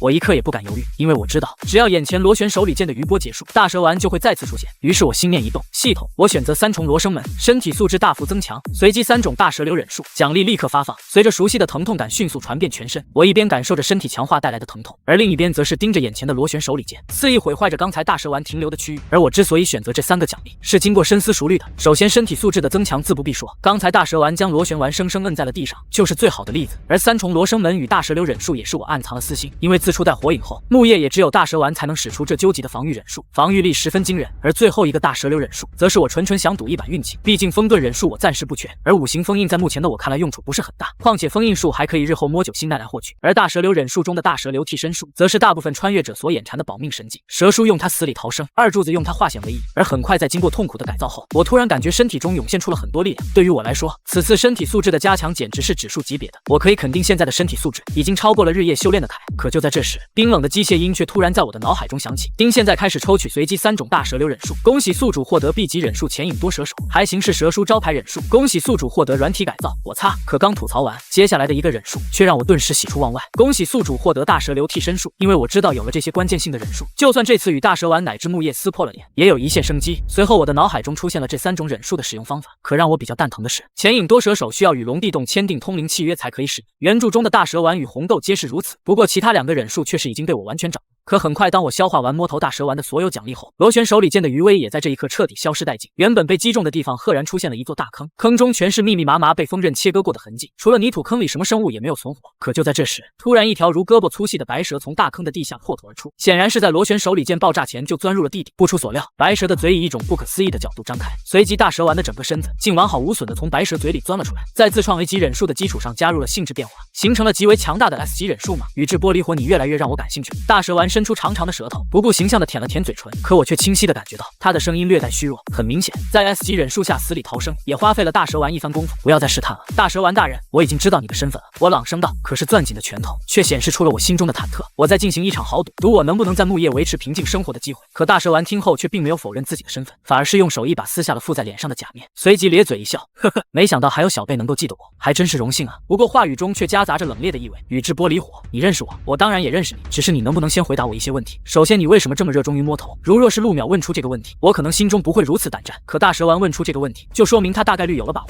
根据大岛老师的报告和暗部的说法，你第一次与卡卡西战斗时前期不敌，但后期却宛如突然提升了一般，而这中间只隔了一次摸头。大蛇丸一边说着，一边缓缓向我走来。包括今天的战斗，被你摸头的人数不胜数。你可以告诉我是因为什么吗？伴随着大蛇丸的步步紧逼，熟悉的恐惧感再一次遍布我的全身。可与上一次不同，这一次更像是秘密被揭发时的惊慌感。大蛇丸大人，每个人都有自己的秘密，不是吗？可能我只是在藏拙而已呢。藏拙？呵呵。大蛇丸不置可否。那能不能请你告诉我，你那种吸收自然能量、强化自身的能力又是从何而来呢？我听后突然想到，在自己第一次开启简易仙人模式时，就感觉到了有一股阴冷的查克拉在窥探自己。是大蛇丸。还有，为什么你能在关键时刻爆发出惊人的速度，就像那个奈良家的小姑娘呢？什么？她怎么连这个事情也知道？我突然想到，大岛老师在看望我时简单提过的那条小白蛇。这么说，大蛇丸大人一直在暗处试探我吗？没错，起初只是三代火影让我观察你，可谁曾想后面你竟然给了我越来越多的惊喜。说完这句话后，走到我面前的大蛇丸缓缓蹲下，他用阴冷的蛇瞳直视着我的眼睛，等我给他回话。然而就当我在飞速运转大脑思考对策的时候，大蛇丸却也在心中不由感叹，眼前的少年真的太妖孽了，体术忍术心理素质完全不像是这个年龄该有的样子，不排除是被敌国忍者利用秘术夺取心智的可能。想到这，大蛇丸眼睛微眯，如果真的是潜在的威胁，那此子断不可留。毕竟现在的大蛇丸虽然已经涉足竞技实验，但是还没有对木叶彻底失望，不然也不会执行老师猿飞日斩的命令。可正在这时，我却突然开口道：所以大蛇丸大人此行的目的是什么？然而让我没想到的是，自己想转移话题的想法却被他果断识破了。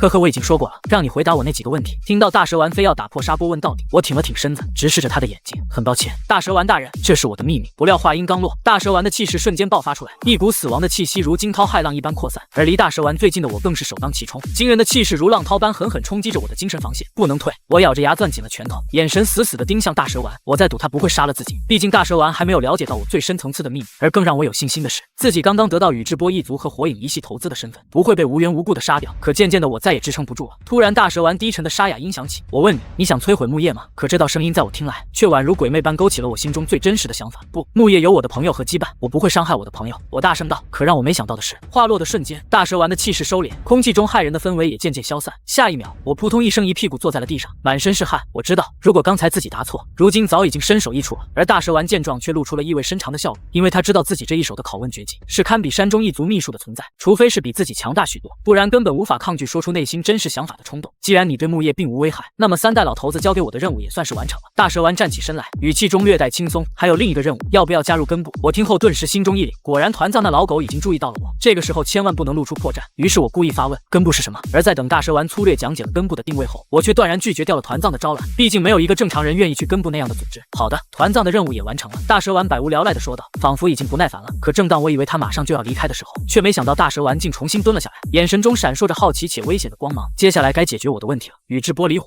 我需要你协助我研究自然能量。你吸收自然能量后进入的增幅状态，与自来也召唤出的那两只蛤蟆身上的气息有些相似，我需要得到这份力量。说罢，大蛇丸露出了狂热的表情。可我听后却不假思索地说道，不可以，这是我的秘密。哦，宇智波离火，你也不希望你的秘密被所有人都知道吧？这样的话，你的那些底牌还能称作是底牌吗？我勒个信息犬，这是什么黄毛的台词啊！我心中腹诽，但头脑却在不停地思考。可以是可以，不过这可是我的不传之秘，除非你收我为徒。我将心一横，说出了心中已经谋划已久的想法。可没想到话音刚落，两人都陷入了沉默。为什么？大蛇丸站起身来，仿佛第一次见到这个少年一般审视着他。因为在忍者学校，我注定没有什么成长的机会，而跟着你，我可以变得更强。哈哈，大蛇丸好像听到了什么可笑的笑话，变得更强。可殊不知跟着我，你有极大的可能会死。说罢，大蛇丸竟陷入了一丝莫名的悲伤之中。他想起了那个曾经嚷嚷着要当火影的少年，又想起了那个少年被起爆符所炸伤，神仙难救的场面。不过很快回过神来的大蛇丸却冷冷地盯着我问道，人不大口气却不小，是什么让你这么想变强的？我说过了，因为想保护自己珍视的人。我不卑不亢的回答，却让现场又陷入了漫长的沉默。好，为了研究自然能量，也是为了近距离的监视你这个宇智波的可疑人员，我同意成为你的老师，不过可千万别死了。好的，宇智波离火拜见老师。而很快到了第二天，三代火影得知了大蛇丸要收我为徒图后，虽然眼中充满了疑问，但确认过后，还是大手一挥，定下了大蛇丸与我的师徒关系。不过由于现在我还在上忍者学校，所以提出了唯一的条件，那就是如果能提前毕业，就让我跟随大蛇丸学习。而我自然同意，毕竟忍校现在已经没有自己可学的东西了。不多时，大蛇丸与我走出了火影大楼，我望向自己这位未来的师傅，可刚想要说些什么，却见大蛇丸突然毫不在意形象地张开了嘴，随后沾满了粘液的卷轴就被他取了出来。我猜测昨天你完全没有留手，所以我根据你真实的能力，做出了严格的修行计划。我强忍着心中的不适，接过卷轴后仔细地阅读了起来。可我越看却越感叹大蛇丸眼光的毒辣，修行方法之独到，因为我可以肯定，只要自己按照这个修行方法修炼，实力绝对会突飞猛进。不过下一秒，大蛇丸却突然笑着说道：“小离火，顺利的提前毕业是我对你的第一次考验，可不要让我失望啊！最后尽快与龙地洞签订契约，这样才方便我联系你。等我有空了，我会找你来一起研究自然能量的。”大蛇丸笑了笑，意有所指的说道。说罢便顺身而去，留给了我龙地洞的契约卷轴。可我听后却满不在意的心里嘀咕道：“切看不起谁呢？提前毕业这种小事能难得倒我？况且就现在这个阶段，关于自然能量，我只要稍微露一手，就够你研究几年的。”想到这，我不禁得意的笑出了声。而很快，大蛇丸收我为徒的消息，卡卡西和麦克凯也知道了，他们都为我祝贺。不过由于卡卡西的实力已经达到，所以我便跟他约定一起提前毕业。而凯虽然实力没得说，但其他方面却还远远没有达到毕业的标准。于是我和卡卡西便找到了大岛老师申请，而大岛老师听后也是一阵惊愕，不过很快就回过了神。虽然知道眼前两人是天才中的天才，但还是正色道：“你们两个提前毕业的事我已经听说了，但我要和你们说的是，对于你们的考核标准，只会比应届的考生更难。毕竟我不希望因为我的失职，导致我的学生在任务中丧命。”听完大岛老师非常负责任的话，我与卡卡西也终于正式起了这次的考试。可就在放学走在回家的路上时，我却突然对着卡卡西开口道：“这次毕业考试咱们肯定都能过，毕竟基础知识的考试咱们俩都没问题，而后面的实战演练我也是比较放心，他们总不可能找不上人来让我们打吧？”卡卡西听后默契的点了点头。然而让我们没想到的是，上面确实安排了一个上人，并且竟然还是榜上有名、实力高强的优秀上人。很快跟卡卡西告别后，我刚回到家就打开了大蛇丸送的龙地洞通灵卷轴，没有丝毫犹豫，我直接果断签上了自己的名字，并咬破拇指摁上了手印。我感到自己隐隐与某个地方产生了联系，可怎奈我并不会通灵术，不然高低通灵出一条忍蛇来玩玩。随后我打开了大蛇丸制定的修行计划，严格按照计划修炼了起来。时间很快过去，可就在第二天我去上学时，却做出了一件全校师生人神共愤的事。只见我刚进学校就开启了简易仙人模式，随后卸下了负重，将速度提升到极致，以迅雷不及掩耳之势摸遍了全校师生的头。除了个别几个实力高超的老师躲过了以外，所有人都被我薅了羊毛。既然以后不在这里待了，当然要快点割韭菜了。经过一番辛勤的收割，这里面摸头的奖励大多都是钱，而部分的老师和同学爆出了忍者知识大全、高级知识精通，还有身体素质小幅增强这一类强化型奖励，积少成多。这次忍校摸头之行可谓是收获颇丰。伴随着奖励发放时的疼痛，我痛并快乐地提升着实力。宇智波离火，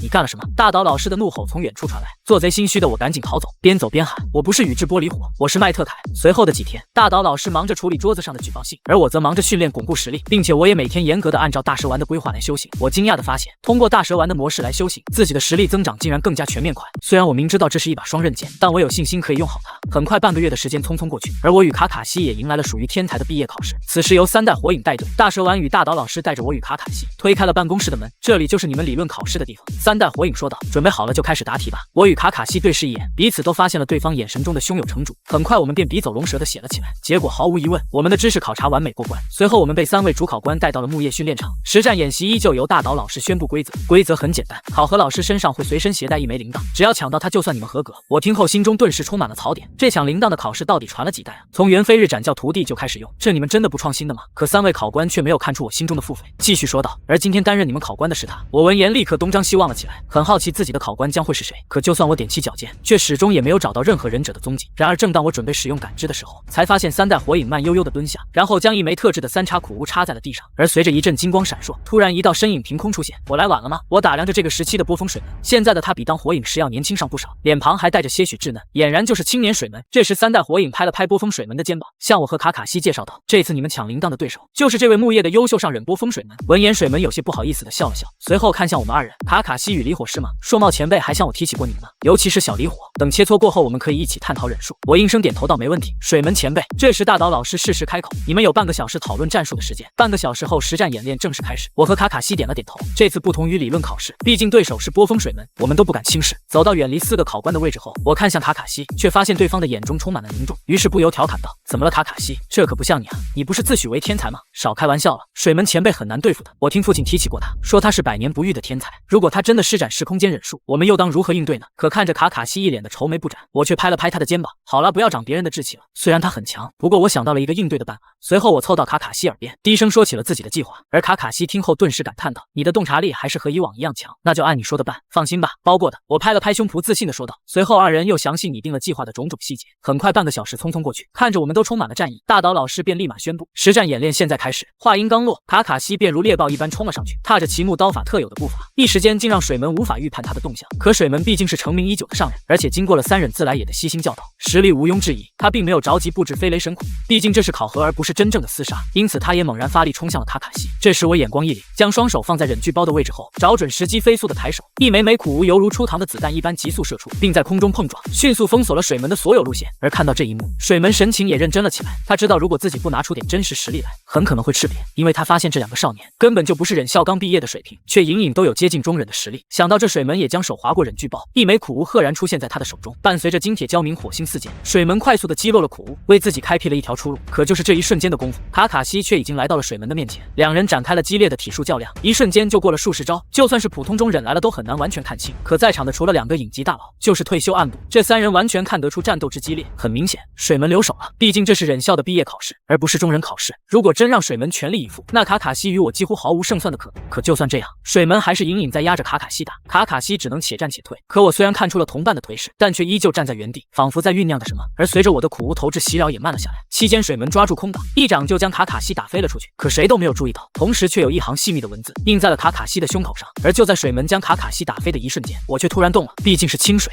虽然不是螺旋丸，但后摇还是好抓的。我双腿的肌肉紧绷，将脚猛然一跺，查克拉瞬间在脚下爆发，整个人犹如炮弹一般飞射出去，目标直奔水门腰间的铃铛。可水门哪能注意不到，虽然被我抓了后摇，但他却丝毫没有惊慌，反而是将身一侧，就躲过了我伸过来夺铃铛的手。这一番完美的化险为夷，显示出了水门高超的战斗意识。可让人没想到的是，接下来发生的一幕却出乎了所有人的意料。只见铃铛竟然自己飞了出去，而这一切的始作俑者正是我。我早就猜到水门会躲过自己的攻击，因此我在攻击时就使用了蛙足手。而在场的全是内行，他们几乎只是看一眼就明白了我这一招的用法。呵呵，还真是别出心裁的查克拉运用方式。大蛇丸不禁感叹道：“是啊，虽然是小技巧，可也有大用处。”3代火影说道。而此时水门也发现了铃铛不翼而飞，可刚想要拿回铃铛，却被卡卡西拦了下来。抱歉，可不能让你就这么轻易过去。而我则爆发出了惊人的速度，想要快速夺下铃铛，可水门却丝毫没有担忧。只见他迅速射出一枚苦，不偏不倚地定在了铃铛的旁边。看到这一幕，正在发足狂奔的我瞬间瞳孔微缩，可刚想要撤退，却见金光一闪，波风水门就出现在了铃铛旁。你们还真是厉害呢，不动用飞雷神术还是有些吃力呢。看到他拿出了更多的飞雷神苦，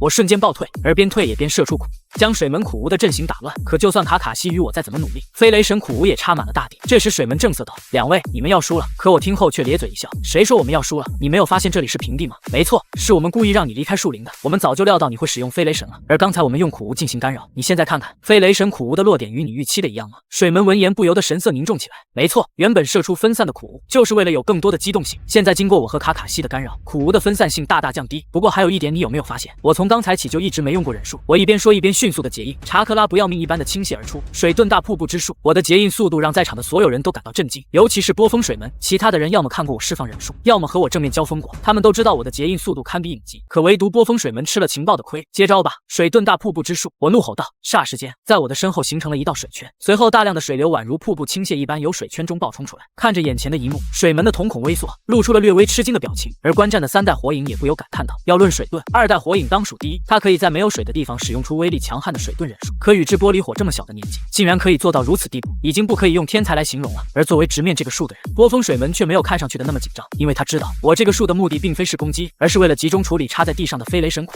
以水门的战斗智商，在一瞬间他便想到了破敌制胜的办法。可是水门却并没有动，因为他知道这只是忍者学校的毕业考试，而不是忍者间的厮杀。太过严苛的话反而会打击2个孩子的自信。于是水门站在原地，双手快速结印，看着奔腾而来的水流，猛地将手一拍，土遁土流壁，一道厚实而宽阔的土墙瞬间拔地而起，完全将水门保护了起来。可出乎所有人意料的是，这土墙并非一个平面，而是一个直角，脚尖对准了轰鸣的水流。而在场的所有人都知道，水门肯定放水了。这时虽然仿佛有千钧之势的水流狠狠地撞在了土墙之上，但却被土墙轻易地分成了2股水流，轻松化解。见此一幕，我不由撇了撇嘴，切指手不公，看来被小看了。不过看着被大瀑布之术冲得七零八落的飞雷神苦无，我知道自己的目的已经达到。于是我与卡卡西对视一眼，趁他没有视野上话落的瞬间，2道人影犹如鬼魅一般迅速奔向了水门，而守在墙后的水门也感知到了2人的动动向，迅速做出了反应。只见他脚下一顿，身体便迅速的倒飞出去，眼看着就要离开土墙。可我与卡卡西到了，卡卡西立刻与水门缠斗在一起。可就在这时，我却快速结印，大吼一声：涅槃金射之术！没错，自从去陆淼家拿到了这个幻术之后，我就在半个月的准备时间里学会了它。而借助摸头奖励的众多幻术天赋增幅，我掌握起这个A级幻术也只是花了1天时间不到。哈哈，我送的忍术，没想到这小子这么短的时间就学会了，看来他的幻术天赋也不赖。三代火影看了看旁边的大蛇丸和大岛老师，笑了笑，仿佛在炫耀着什么。而腹背受敌的水门显然没有心思顾及这个忍术是谁送的，他只是看到一根羽毛轻飘飘的落在了卡卡西的身上，随后便是一阵强烈的困意袭来。破！水门轻喝一声，刚刚无边的困意一扫而空，这完全在我的意料之内。毕竟涅槃金舍之术的强大之处在于控制的范围广，而不是控制的力度大。像水门这样的忍者，能轻轻松松解开幻术，完全是意料之内。但即便如此，还是停顿了他一下，而就是这一下，却让我抓住了机会。只见我瞬间鼓足了全身的力气，犹如闪电一般伸手探向了铃铛。可正当我差一点点就可以碰到时，突然一阵金光闪过，近在咫尺的铃铛瞬间消失。而就在这一刻，我的大脑飞速运转，想到了之前跟卡卡西的商讨战术环节。离火，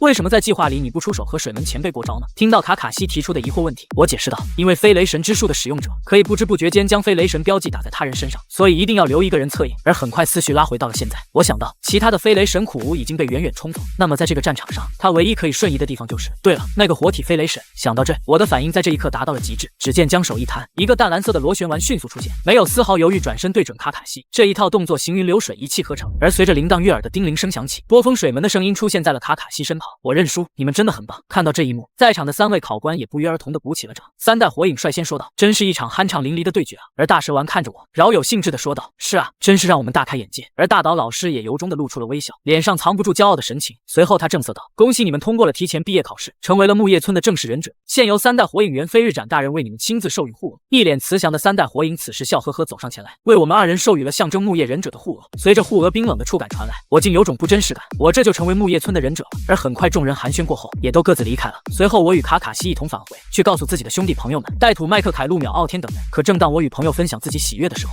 ，3代火影就已经回到了火影办公室，传令下去，宇智波离火和奇木卡卡西的个人能力、成长记录现在变为绝密档案，没有老夫的允许，谁也不准调阅。另外放出消息，大肆宣传他们2个，就说。可3代火影却不知道，正是他的大肆宣传，竟为我和卡卡西惹来了杀身之祸。而很快1个星期后，沙隐村族老居所收到消息的千代顿时怒吼道：木叶最年轻的下人宇智波天才少年与木叶白牙之后，真的是气死我了！白牙杀死了我的儿子和儿媳妇，然而他却依旧逍遥自在，传我的命令。可他话还没说完，却被弟弟海老藏伸手打断了。姐姐你冷静一点，这宇智波离火和奇木卡卡西断不能留。虽然我们现在不宜大动干戈，不过我们可以这样。然而他们不知道的是，2人之间的对话却被年龄只比我大2岁的沙隐天才傀儡师赤沙之蝎听得一清二楚。而些不知道的是，自那天起，沙隐的情报部门中竟成立了一支专门针对猎杀木叶天才小辈的特别分队，全部都是精英上忍级别。而另一边的木叶根部，当团藏听到手下说大蛇丸明确拒绝了根部招揽宇智波离火的决定后，顿时勃然大怒。不过更让他愤怒的是，自己手下接下来补充的话，大蛇丸还说他和您只是合作关系，请您不要得寸进尺。话音刚落，团藏用手臂狠狠地捶在了桌子上，简直是气怨太甚。不过很快他却突然阴笑起来，想到了什么，哼，我自己得不到的东西，其他人也休想得到，快给我联系沙隐村。而另一边，我成为最年轻的下忍这件事，在宇智波家族中也掀起了轩然大波，尤其是鹰派纷纷觉得自己投资对了人，不只是宇智波庭，更多的鹰派长老有钱的给钱，有忍术的给忍术，是必要拉拢我。不仅如此，就连鸽派也连夜向我送来了丰厚的表彰。这一次我真的是有一种赚得盆满钵满的感觉，我心中想到好爽。可就在一边清点着这次的收获时，我却也收到了水门的邀请。他说在这次比试中看到了我使用的螺旋丸，因此想要和我一起探讨无印忍术的开发。我当然是欣然同意，毕竟飞雷神之术我可是眼馋好久了。而此时木叶训练场中，水门一脸求知欲的望向我，你可以再给我展示一下那个无印忍术吗？当然可以，不过嘛，这毕竟是我呕心沥血开发出的忍术。我露出为难的神情，可背地里却乐开了花，把水门自己的术交给水门，太有意思了。而看着我一脸为难，水门竟露出了羞愧的神色，不好意思，是我冒昧了。说罢便要离开，可还没等他转身，却被我一把拉住。不是，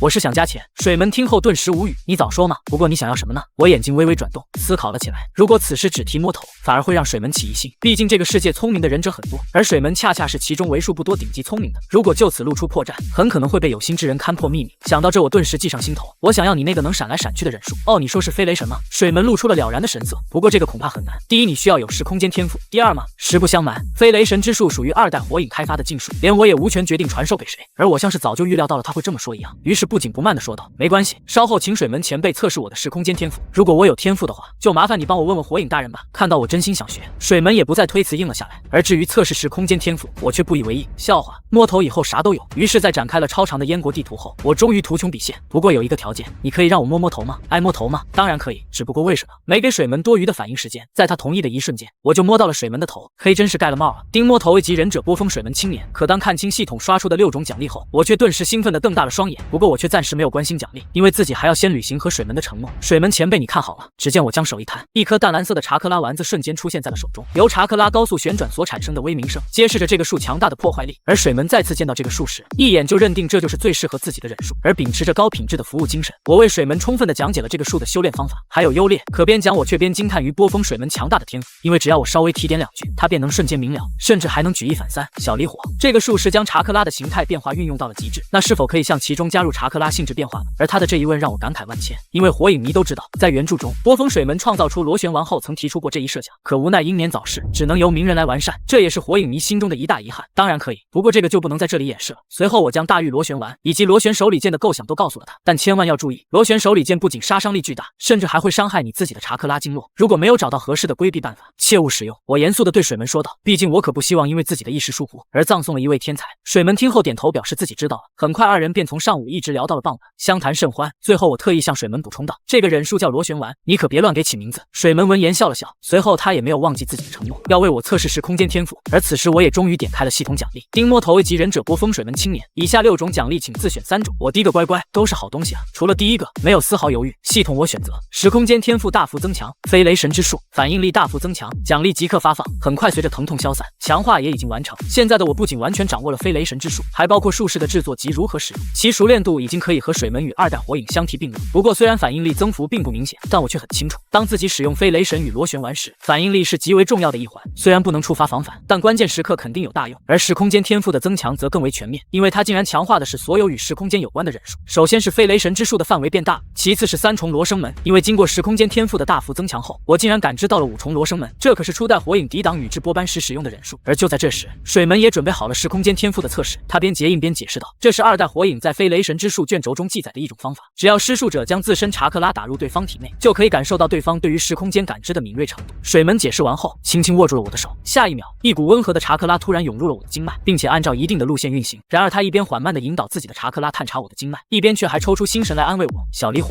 其实这个时空间忍术我也是研究了很多年，最近才学会，虽然有自夸的嫌疑，但这个术至今只有我和2代火影会，所以如果结果不如你所愿，也是很正常的。听着水门安慰的话，我自然能感觉到他对待自己的伙伴可以用心到什么地步。不过虽然心中感慨，可我嘴上却说没事的，水门前辈，但是如果我真的有时空间天赋的话，你可一定要替我向3代火影问问，怎么样才准许我修炼哦。可水门听后却微微摇了摇头，心想到底还是小孩心性，殊不知每个人都有自己所擅长的东西，而擅长时空间忍术的人实在是太……可他话还没说完，却突然探查到了什么，缓缓皱起眉头，而再三确认后，他竟不可思议地说道，实在是太巧了，小离火，你有强大的时空间天赋，简直是我见过的人里面最好的。水门高兴地对我说道，虽然不出自己所料，但当听到水门由衷的夸奖，我心中还是不免有些高兴。那水门前辈可一定要替我问一问3代大人了。当然了，说罢，水门高兴地在原地留下了一个飞雷神苦。下一刻，随着一阵金光闪过，他就消失不见了，而并没有让我久等。不多时，水门就出现在了飞雷神苦无的位置。小离火，3代火影知道了你的情况后也颇为震惊，说你是一个全能的天才，所以火影大人决定当你成为上忍的时候，由我来担任你的老师，指导你飞雷神修行。看得出水门也为我感到高兴，而我也觉得元飞日展开出的条件也算合理，所以欣然同意了下来。毕竟自己已经完全掌握了飞雷神之术，而走这一道程序也只是为了光明正大的使用而已。不过到了特殊关头，我肯定不会有任何留手。而很快随着天色已晚，我与水门又交谈了几句后便各自回家了。但回到家的我却根本无心休息，因为我想试下自己新掌握的飞雷神之术。简易仙人模式开，我轻喝道。在感知到方圆1公里内并没有人窥探后，我拿起了一柄精良的苦无，随后心中想到，水门的飞雷神术士是忍爱之剑，那我的飞雷神术士是什么呢？突然我灵光一闪，一股恶趣味涌上心头，随后我调动起体内的查克拉，下一秒，我手中的苦无柄上赫然出现了3个小字：别争了。看着手上自己的飞雷神苦无，一股自豪感顿时涌上我的心头。而这一夜，借助高超的反应力，我将飞雷神与螺旋丸的配合练习的炉火纯青。可以这么说，如果现在的我参加第3次忍界大战，那我将是新的黄色闪光。只不过经过这一夜的练习，我却发现了自身目前唯一的短板，那就是依旧查克拉量不足的硬伤。看来以后得找个机会摸九星难了。如果能把整只九尾摸过来。而很快到了第2天，大蛇丸派忍蛇送来消息，让我前去修行。我当然同意，可让我没想到的是，却在路上碰到了卡卡西。跟原著中一样，他说自己被分到了水门的小队中，现在接受水门的指导。2人简单聊了一会后便分别了。不多时，我就到达了大蛇丸指定的木叶训练场，而大蛇丸一见面就敏锐地洞察到了我的变化。呵呵，小离火，才几天不见就又变强了，不得得不承认他的眼光毒辣。随后大蛇丸解释道，这次叫你来主要是为了给你的修炼制定计划，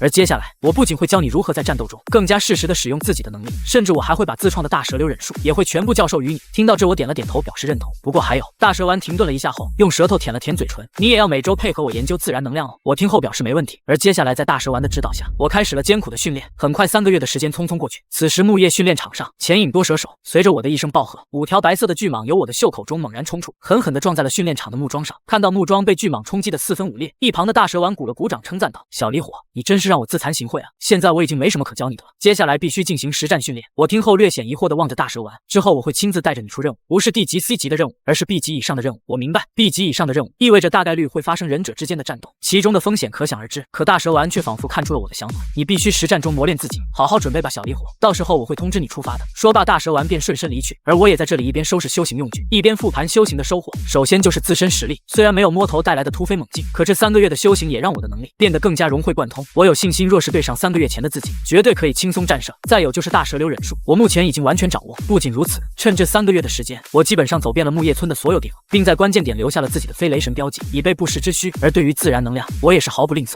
除了抽血供大蛇丸检测外，还时不时的提供一些独到的见解，这让大蛇丸对我更是喜爱有加。甚至有次极为重要的实验还惊艳到了他，于是我与大蛇丸由之前实验者的关系转变为了共同研究者的关系。然而正当我收拾好东西准备离开时，却被突然出现在身后的卡卡西叫住：“哟，离火，你在这里啊？我准备参加1个月以后的中忍考试，你呢？要不要一起啊？”闻言我不由心中一阵感叹，6岁成为中忍，13岁成为上忍的战绩实在是太妖孽了。可卡卡西却没有看出我的感慨，反而继续说：“受到你的螺旋丸启发，我也想开发一种A级忍术。”我听后立刻微微挺了挺身子，心中暗道：这是要开发千鸟了，看来我这也算是见证历史了。于是我凭借穿越者对于千鸟的理解，对卡卡西提出了诸多建议，让他受益匪浅。而随后的几天，我一边修炼，一边与卡卡西研发忍术。不得不说，卡卡西的天赋实在惊人，不出半个月，千鸟就已经出具雏形了。而在这一天修炼结束后，卡卡西却对我说：“明天我就不和你一起修炼了，父亲任务结束，预计明天回来。”我闻言立马站了起来：“硕茂叔叔回来了，我可太想他了，明天咱们一起去迎接他吧。”可我和卡卡西不知道的是，一个巨大的阴谋却在此刻已经展开了。很快，第2天木叶大门，当卡卡西与我到达之后，我们惊讶地发现，并不只有我们在村口迎接，也还有一大批热情的村民等待着硕茂的归来。原来齐木硕茂在云隐边境执勤的时候，生擒了前来刺探村子情报的众多云隐暗部。这时突然街上人头攒动，村民们忽然热闹了起来，一股脑地冲上前去：“硕茂大人，谢谢您守护了村子，硕茂大人好帅啊！”就连火影平时也享受不到的赞美声，现如今却不绝于耳。看来硕茂叔叔还真是受欢迎啊！听到身为好友的我如此夸赞，卡卡西的脸上竟罕见的有些微红。看来现在是见不到父亲了，咱们回家等着吧。而傍晚，刚刚向火影做完任务报告后的硕茂疲惫地回到家，可一回家就闻到了诱人的饭菜香，正是我与卡卡西的杰作。吃饭过程中，硕茂和我们聊了很多，因为保密的原因，他不能向2人透露过多关于任务的信息，更多的是分享云隐边境的风土人情。可就在这时，硕茂却突然转头看向了我：“小离火，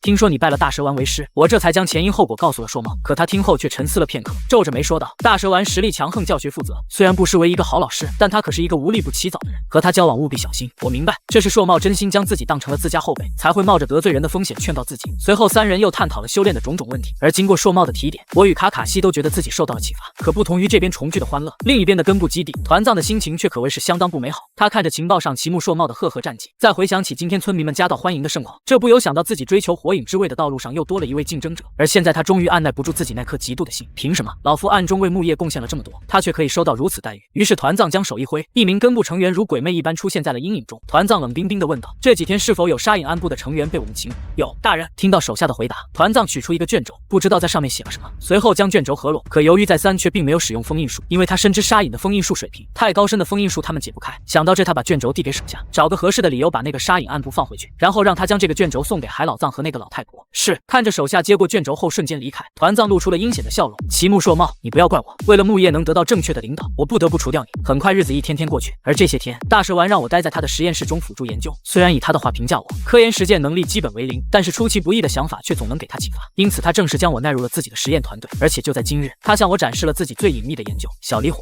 你可要知道，你看到了我的研究之后，可能是要掉脑袋的。大蛇丸的眼神中充满了警告，仿佛在用这种方式劝退我。可身为穿越者的我哪能不知道他在捣鼓什么？只能说我既然选择成为他的学生，就已经规划好了大蛇丸叛逃之后的路。于是我抬头说到自己已经准备好了。哈哈，小离火，你的科研态度很对我的胃口。大蛇丸看向我，眼神中带着赞同。很快我就跟着他走进了密室中，可一进入密室，我就感受到了无比充沛的生命能量，让自己浑身的细胞都十分活跃。自从得到了阳属性查克拉后，我对于生命能量的感知大为增强，可从未遇到过如此充裕的时候。随后大蛇丸给我展示了泡在培养皿中的一块千手柱间的身体组织，可惜不是头部，要不然还能尝试着摸下。不仅如此，大蛇丸还带领我走向了一个培养器，里面是一个约莫4、5岁的少年，他是唯一一个在移植柱间细胞后活下来的实验体。听完大蛇丸的介绍，我瞬间秒懂，这就是后面搞基建的大河。不过大蛇丸说到这的时候，却露出了失望的神情，只是目前移植的风险仍非常大，除了你眼前的实验体，没有一个可以成功融合柱间细胞。可我听后却不禁问道，为什么不进行柱间细胞的局部移植呢？大蛇丸回道，局部移植的话风险会更大，柱间细胞会不受控制的吸取实验者的查克拉，最终会长成一棵大树。可让他没想到的是，接下来我的回答却让他顿时眼前一亮。随后我用原著中看到的带土和团藏为设想，向大蛇丸提出了建议，你这个提议很有意思，听起来可行性很高。大蛇丸的语气难掩兴奋，仿佛已经想到了实操方法。随后他又与我探讨了自然能量的奥秘。作为一个佩恩入侵看了10遍的老火影迷，我可以清楚地将自然能量的设定告诉大蛇丸，但是我却并没有这样做，因为我知道狡兔死走狗烹的故事，如果过早地将自己的底牌用光，在没有压倒性实力的情况下是很危险的。而二人都心知肚明，这师生关系情分是次要的，利益才是主要的。两人相谈甚欢，很快就到了傍晚。而大蛇丸感知到天色不早，就对我说，还记得我之前说过的实战演练吗？现在有一个 A 级任务，护送沙隐村忍者返回沙隐，我接下了，3日后出发。可听完大蛇丸的话后，我却突然问道，沙隐村的忍者回村，为什么要由我们护送呢？大蛇丸耐心解释道，这名忍者其实是叛人，他偷走了沙隐秘术，最终被木叶擒获，说是护送，实则为引渡。我闻言终于明白了此次任务的内容，所以我们要防备的就是基于这个秘术的人，对吗？没错，因为这个秘术十分强大，故此基于他的人不在少数。可看着我凝重的神色，大蛇丸却不以为意的笑了笑，别那么严肃，我也会和你一起去的。我点了点头，虽然知道有大蛇丸压阵不会出大问题，可是人生的第一次任务就是级任务，心里难免有些打颤。好了，今天就进行到这里吧，利用这3天的时间好好和朋友告别，这一去少说需要半个月呢。大蛇丸将我送出了实验室，而随后的几天，我一直都在为任务做准备，不仅准备好了所有出行要用的东西，还通知了朋友和长辈，他们都纷纷嘱咐我一路小心。而卡卡西正在准备中忍考试，估计我回来以后他就会晋升为中忍，其中硕茂的叮嘱尤为珍贵。得知我要前往沙隐村时，他思考片刻，随即取下了自己的佩刀小离火，这把刀名叫白牙，我把它借给你。我略带疑问的看向硕茂，不知是何用意。硕茂叔叔，你是知道的，我不会用刀。可硕茂听后却笑了笑，这刀不是给你用的，而是让他们看的。这把刀既是一个护身符，可他刚说到这时，却被我夺过了话头，也是一个催命符吧？硕茂赞许的点了点头，没错，这把刀既告诉敌人要想杀你，就要准备好被木叶白牙追杀的后果。不过这也能吸引到非常仇恨我的人。我恍然大悟，叔叔是想用这种方法历练我。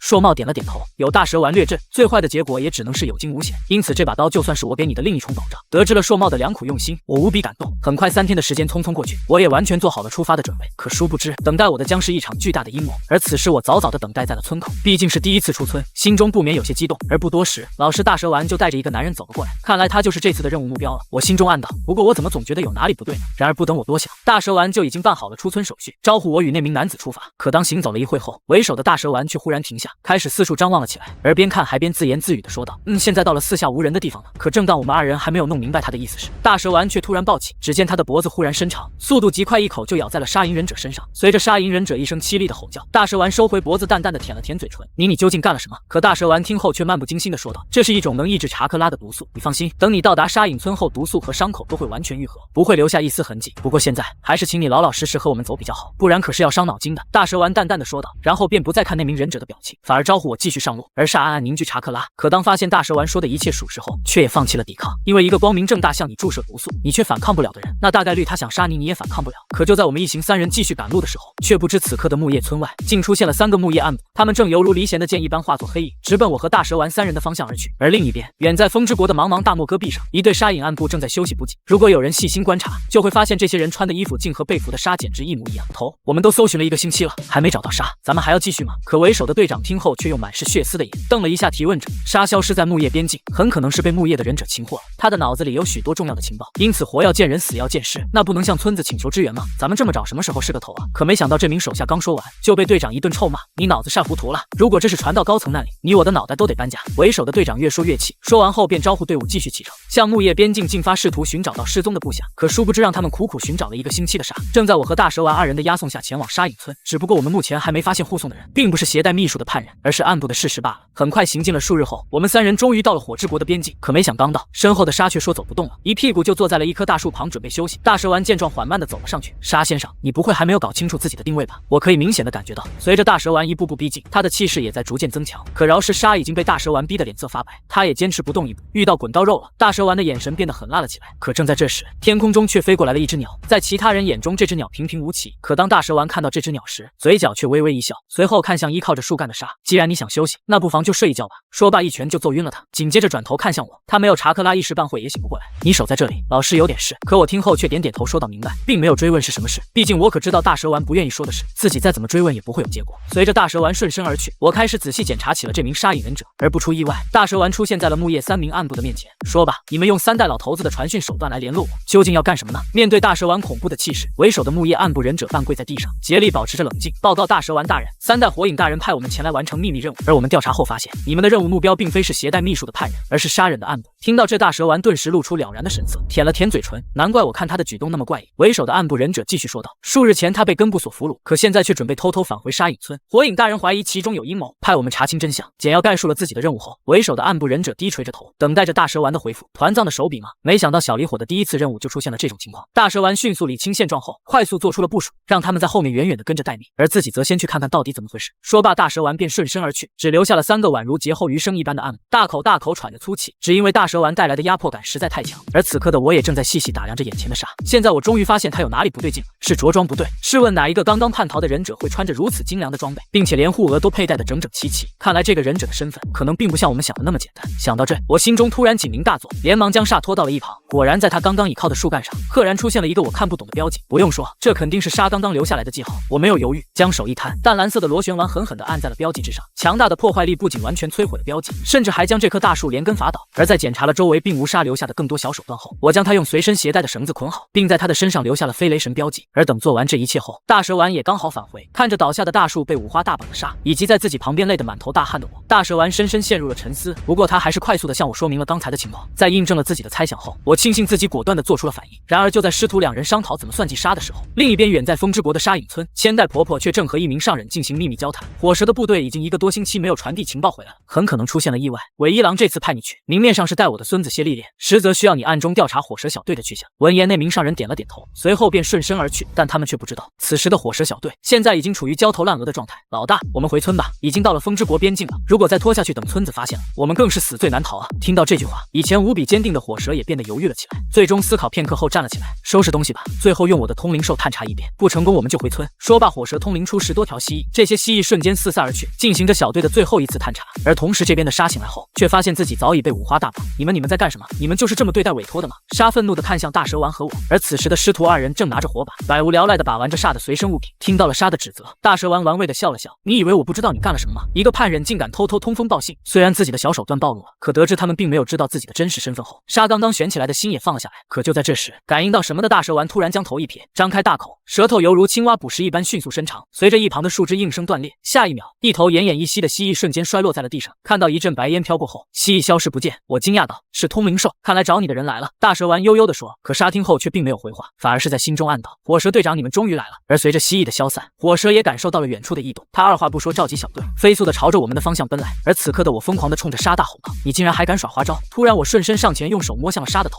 一股强大的感知力穿透了他的整个身体。丁摸头 B 级忍者沙，以下奖励请自选2种，没有管系统的提示音。我的手径直探向了沙的体内，随着血肉被捅穿，一个血淋淋的卷轴出现在了我的手中。随后我拿着卷轴快步走向大蛇丸，并没有管正在出血的沙，毕竟自从将卷轴封在体内后，沙就想到早晚会有拿出来的那一天，因此他特意将卷轴封在了不会致命的地方。可大蛇丸接过卷轴后，却并没有第一时间打开，反而是将卷轴叼在了嘴中。只见他双手快速结印，一道火遁忍术迅速升空，虽然没有任何攻击性，但足以让远处时刻待命的木叶暗部发现。而早就已经飞奔向我们3人的火蛇小队，在看到这个火遁后，更加坚定了心中的想法，不由得加快了步伐。一场大战一触即发，可正处在漩涡中心的我们师徒俩，却丝毫没有表现出任何的慌乱。相反，眼前那个没有丝毫封印的卷轴，深深吸引了2人的注意。这时，大蛇丸玩味地舔了舔嘴唇：“小离火，难道你就不好奇里面写了什么吗？”可与大蛇丸混熟后的我，却丝毫不给他面子。得了吧，老师，你也知道这是一块烫手的山芋，如果要是幕后的人知道咱俩看了卷轴，你是没什么事，我可就惨了。闻言，大蛇丸笑了笑，但他同样没有打开卷轴，毕竟在自己的研究还没完成之前，多一事不如少一事。可就在谈笑间，大蛇丸却似乎感应到了什么，默默收起了卷轴。而时刻保持警惕的我也进入了战斗状态。忽然，阴影中几只苦乌飞射而来，一时间，大蛇丸竟站在原地没有动作，仿佛被吓傻了一般。可我却知道他只是单纯的懒而已。只见我将手划过忍具包，一柄精良的苦乌出现在手中，随着一阵火花闪过，我将所有苦乌悉数拦下。我咧嘴一笑，你们也未免太小瞧我了吧。闻言，阴影中走出了5位忍者，他们穿着统一的沙影制服，正是飞奔而来的火蛇小队。大蛇丸通过多年与沙影打交道的经验判断，这绝对是一支精锐的沙影边防暗部，因为这5名忍者中，火蛇与其他2名沙人有着上忍的实力，而其他的2名沙人也拥有着中忍实力，加上被捆在那里的上忍沙，火蛇小队的满编战力竟然有4名上忍和2名中忍，看来来者不善啊。大蛇丸眼中的玩味消散些许，而为首的火蛇迅速判断了眼前的情况，可当看到是自己苦苦寻找的队员沙后，火蛇再也按耐不住自己的怒火，杀！话音刚落，加上火蛇在内的3名上忍如炮弹一般奔向大蛇丸。擒贼先擒王，火蛇心中无比清楚，眼前这个阴冷的男人连自己都难以看透，如果不率先解决了他，恐怕这次任务只能以失败告终。而大蛇丸则不紧不慢地给我留下了一句话：解决2个中人，检验一下3个月修行的成果。说罢便与火蛇3人缠斗了起来。可火蛇3人的攻势虽猛，但大蛇丸却仍闲庭信步，游刃有余，并不是敌人故意放水，而是大蛇丸的实力已经碾压了在场的所有人。只不过为了历练我，大蛇丸才故意拖住3人，以此为我创造合适的环境。而我也发现了大蛇丸的用意，没有丝毫犹豫，直接冲向了2个中人。这2个中人此刻也没有闲着，一个负责解救杀，另一个则是负责拖住我。可怎奈我绑得实在结实，所用的绳子连苦无都一时半会无法割断。经过这3个月的修炼，我的实力已经达到了特别上忍的程度。只见我飞身上前，一瞬间便出现在了1名中忍的面前。只见我快速一拳挥出，巨大的力量瞬间就让对手彻底失去了行动能力。而另一名中忍见状，顿时瞳孔微缩，因为他并没有见过实力如此之强、下手如此之狠的少年。可就算这样，他也没有停下手中的动作。他深知解放一个上忍的价值比冲过去和我死斗更大，可我哪能给他这样的机会？瞬间向那名中忍飞奔而去。此时的沙没有料到，之前装傻充愣的少年竟有如此恐怖的实力。来不及多想，他朝正在用苦无割绳子的中忍怒吼道：“用忍术！”那名中忍呆愣了一下，随即不敢怠慢，立刻结印。终于，当我出现在2人面前的时候，结完了最后一个印，风遁风刃。随着中忍的一声怒吼，锋利无匹的锋刃自他的背后射出。可我却不以为意，这3个月大蛇丸的训练已经完美弥补了我在身法上的缺陷。不仅如此，我还结合软体改造与感知，开发出了全新的体术指挥，这让我可以通过对外界危险的感知，利用软体改造迅速做出闪避动作。面对扑面而来散发着危险气息的锋刃，我却闲庭信步，不慌不忙，只需轻轻侧身便将锋刃悉数躲过。什么？这怎么可能？来不及惊讶，我已经出现在了最后1名中忍的面前。可刚要如法炮制，使其同样失去行动能力时，却没想到一旁的沙静缓缓地站起了身来。他将身一抖，刚才还坚韧无比的绳子瞬间滑落在地。原来锋刃真正的目标是你啊！我淡淡的说道。而身后的中人想趁我分神之际点燃起爆符，可却被我一拳打翻在地，不省人事。这时突然传来了一道嘎嘣声，原来这是杀魔拳擦掌的声音。虽然他被大蛇丸注入了抑制查克拉的毒素，可瘦死的骆驼终归比马大，更何况是杀这种身经百战的资深精英暗部，光是其精湛的战斗技巧与强横的体术就足够我喝一壶的。可面对愤怒的杀犹如猎豹一般向我飞速袭来，我却站在原地依旧不慌不忙，系统提取奖励。当看到奖励的一刹那，我顿时眼前一亮，该说不愧是暗部吗？竟然开出了暗杀技巧精通，没有丝毫犹豫，我迅速做好了选择。我选择暗杀技巧精通真空域，身体素质中伏强化。很快随着奖励发放，一股熟悉的疼痛感让我的眉头皱了起来。可随后我便感觉到身体中充满了前所未有的力量，还敢在战斗中分神。随着杀的一阵狂喝，他的身形也彻底出现在了我的面前，并且以极快的速度踢向了我。可我却用手臂防住了杀愤怒的一击。很明显，得到了身体素质中伏增强后的我，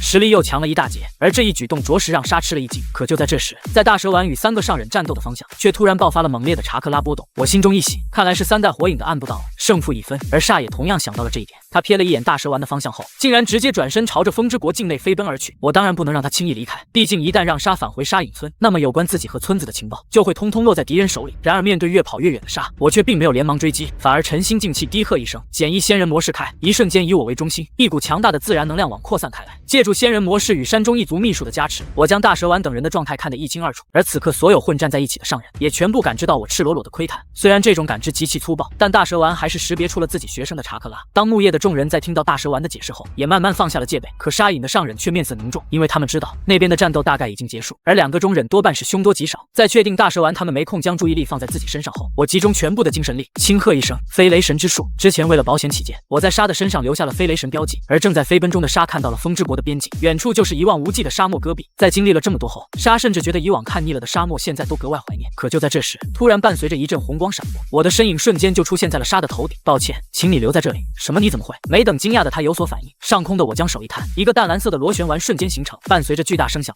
还有激荡起的滚滚浓烟。不过有烟无伤的定律在这里似乎并不适用。待到浓烟散去，地面上竟缓缓露出了被螺旋丸轰出的大坑。看着大坑中沙惨不忍睹的尸体，我擦了擦额头上的汗，终于结束了。可就在稍微放松了警惕的时候，一阵不合时宜的脚步声却突然出现。看来你在风之国边境杀死了一位沙隐暗部，木叶村的小朋友，正是鬼一郎与赤沙之血。感应到有人过来，我瞬间进入了战斗状态，淡淡的说：“真是一波未平一波又起啊。”鬼一郎闻言冷笑：“阁下到底是什么人？为何背着堂堂木叶白牙的短刀？”闻言，一直藏在阴影中的蝎眼缓缓抬头，仔细打量起了我。而我也在这一刻认出了蝎，心中暗道：这就是赤沙之蝎吗？虽然气势没有那么恐怖，可是直觉告诉我与他交手危险性很大。虽然知道硕茂杀死了蝎的父母，可我并不想辱没硕茂前辈借刀的好名，仍然选择实话实说。木叶白牙是我的一位长辈，怎么想会他？我虽出言不逊，可鬼一郎却没有一丝一毫的怒气。木叶白牙威名赫赫，我与他交手凶多吉少，不过在沙隐的地盘杀死了我们的暗部，你又该当何罪呢？闻言我明白，来者并不是能被木叶白牙之名所吓倒的泛泛之辈，而面对2个实力强劲的对手，我的眼微微一转，立刻计上心头。只见我不再戒备，反而昂首挺胸地看向鬼一郎。你们沙隐妄图窃取木叶机密情报，现被我就地正法，现在还想攻击我？怎么，你们沙隐难道是想挑起战争吗？这一番犀利的发言直接把鬼一郎问懵了。毕竟他刚刚来到边境，还没来得及进行调查，现在又被木叶的人扣上这样一顶帽子，本能的想要解释清楚。可他一解释，我就明白已经上钩了。我看出鬼一郎也是一名精英上人，而且也实力不凡。如果现在发生冲突，吃亏的必定是自己。不过我却并不打算使用飞雷神跑路，因为我不想把自己最大的底牌暴露给沙隐村。可让我没想到的是，随着一阵机关作响，名叫乌鸦的傀儡竟突然冲向了我。可这始料未及的一幕却并未打乱我的阵脚，因为在经过了多次身体强化后，这种移动速度在我看来简直就是小儿科。只见我发动指挥，游刃有余地躲避着蝎的进攻，并且不断向鬼一郎施压。你作为上人，难道不管一下你的部下吗？我是否可以理解为你们向木叶宣战？如果论实力，鬼一郎精英上忍的实力在沙隐可谓赫赫有名，可要是论政治，他却一窍不通。然而正当他陷入两难之地的时候，徒弟蝎却突然开口了。无论如何，他杀了杀不是吗？只要将他灭口，话还不是由咱们来编。我听后顿时心道坏了。果然，只见鬼一郎的眼中不再犹豫，而是充满了杀意。闻言我冷哼道：沙隐最天才的傀儡师赤沙之蝎，果然名不虚传。可蝎听后却根本不理我，反而冷冷地说道：告诉我你和木叶白牙的关系，我留你全尸。好大的口气！我正是摆出战斗姿态，火力全开，一场恶战在所难免。我从来没有打过这么艰难的仗，毕竟要独自面对一个全盛时期的精英上人，还有一个天赋异禀的傀儡师。我心里清楚，现在以自身的实力还不足以与他们硬碰硬，最好的策略就是拖自觉，保留力量拖到大蛇丸到来。可就是这轻轻松松的一句话，我执行起来却发现倍感艰难。鬼一郎擅长体术，即使我的身体素质经过多重强化，可还是只能勉强招架。鬼一郎一记鞭腿重重地将我踢飞，而一旁的蝎也并没有闲着，操纵着挂在无数机关与毒药的傀儡乌鸦，发动着一次又一次致命的攻击。面对这样的情形，我明白如果再拖下去，情况只能更糟，必须动用底牌。我双手飞速结印，随着一阵白烟升腾，3个影分身赫然出现在我身旁。不管你想做什么，都不会让你得逞。蝎淡淡地说，随即操控乌鸦，用淬了剧毒的机关旋刃横扫而来。而鬼一郎也在此时爆发出了鬼魅一般的速度，宛如幽灵一般出现在了我与影分身的面前。可这时的我却一改之前的狼狈，眼神中充满了冷静。面对着二人同时发难，我竟不慌不忙开始应对。只见2个影分身冲向犹如炮弹一般呼啸而来的傀儡，前引多蛇手。随着一个影分身的一声低喝，5条粗壮的白色巨蟒从袖口中爆射而出，顷刻间就牢牢缠住了乌鸦，眼看就要将这副傀儡搅成木屑。蝎瞳孔微缩，他没想到在刚刚我竟然一直在藏拙，可仅仅只是迟疑了一下，蝎的傀儡竟已经开始崩解。蝎赶忙回过神来，手指轻轻弹动，只见乌鸦的周身上下瞬间弹出无数柄旋转的锋刃，不过数息便将牢牢缠在自己身上的巨蟒悉数斩断。而就在这时，我的另一个影分身却也动了，螺旋丸。随着影分身的一声爆喝，将手中的螺旋丸狠狠地按在了傀儡身上，而刚刚还爆发出威武英姿的乌鸦，瞬间遭受到了巨大的冲击，高速旋转的查克拉将傀儡的胸口搅烂，乌鸦如断了线的风筝一般坠毁在地。而与此同时，大蛇丸的战斗也已经进入了尾声，有了3名暗部的加入，火蛇小队的劣势更加明显，很快就被大蛇丸等人彻底击败。好了，任务完成了，该和小离火一起回村了。可就在他放出感知，仔细探查着我的所在时，下一秒，他的眉头就紧紧地皱了起来。顷刻间，尸山血海般的气势如洪水一般倾泻而出，不断冲击着在场的3名暗部。3名暗部齐齐半跪。队长略带颤抖地说道：大蛇丸大人，需要我们做什么吗？可大蛇丸却仿佛是根本没有听到一样，依旧不断扩大着自己的感知范围。当他探查到风之国边境时，他的瞳孔微缩，因为他感知到我正在与一名精英上忍和一名中忍交战。这小鬼怎么跑到那里去了？无暇仔细思考，大蛇丸从忍具包中掏出沙携带的秘密卷轴，抛给了暗部队长，回去复命。说罢，下一秒，大蛇丸如炮弹一般飞奔而去，而目标正是我交战的地方。再快一点！大蛇丸的脑海中浮出这样的声音，他回想起了那个在雨夜被起爆符炸死的少年。自从那一刻，大蛇丸深深体会到了人类的羸弱。想到这，大蛇丸加快了脚步。你可别死了啊，小离火！而我这边，正当2个影分身重创蝎的傀儡时，我的本体和一个影分身也对上了鬼一郎。没有多余的废话，我直接选择与鬼一郎进行拳拳到肉的搏击。尽管我有影分身帮助袭扰，可奈何鬼一郎的体术实在太强，我的攻击迟迟不能建功。可就算如此，我却并没有露出任何一点的恼羞成怒，反而眼中仍是一片清明。猛然间，鬼一郎抓住机会，势大力沉的一拳轰向了我的肚子，可我却并没有做出躲避的动作。鬼一郎有些错愕地看向了我，可从我的眼睛里却读出了无尽的疯狂。随着我一口鲜血喷出，我的双手也摸到了鬼一郎的头，定摸头以及忍者鬼一郎。以下奖励请自选3种。仅一瞬间，我便迅速倒飞出去，而鬼一郎的身上也留下了我的飞雷神标记。我吐出一口鲜血，冷冷地看向鬼一郎，心中默念提取奖励。我没有犹豫，直接选择了3种大幅增强的效果。瞬间钻心般的剧痛出现在了我的4肢百骸，可鬼一郎却并没有给我任何喘息的机会，如重锤一般的拳头狠狠向我的胸膛砸去。可预料中我粉身碎骨的场面并没有出现，相反，我竟如脱兔一般躲开了这次致命的攻击。真是好险啊！我拍了拍身上的尘土，此刻我清晰地感觉到自己的身体素质已经达到了上忍的层次。鬼一郎没有废话，继续冲上前去与我缠斗在一起。可打着打着，他却越来越发现眼前的少年好像在一瞬间变强了。原本自己拥有着压倒性的优势，可现在2人竟然平分秋色。鬼一郎的脸色逐渐凝重，但我的眼神却逐渐亮起。可正在2人激烈交手的时候，一直驾驭着残破乌鸦苦苦抵抗的的蝎却忽然动了，手指在空气中翩翩起舞，一条条细细的查克拉线操纵着傀儡运转。下一秒，原本还占上风的2个影分身却瞬间爆炸，剧烈的疼痛感传入了我的脑海，让我的行动停滞了一丝。可就是这关键的一丝，让鬼一郎瞬间抓住了机会。只见他致命的铁拳无情的击打在了我的身上，而同时乌鸦的手臂中也闪电般射出了一柄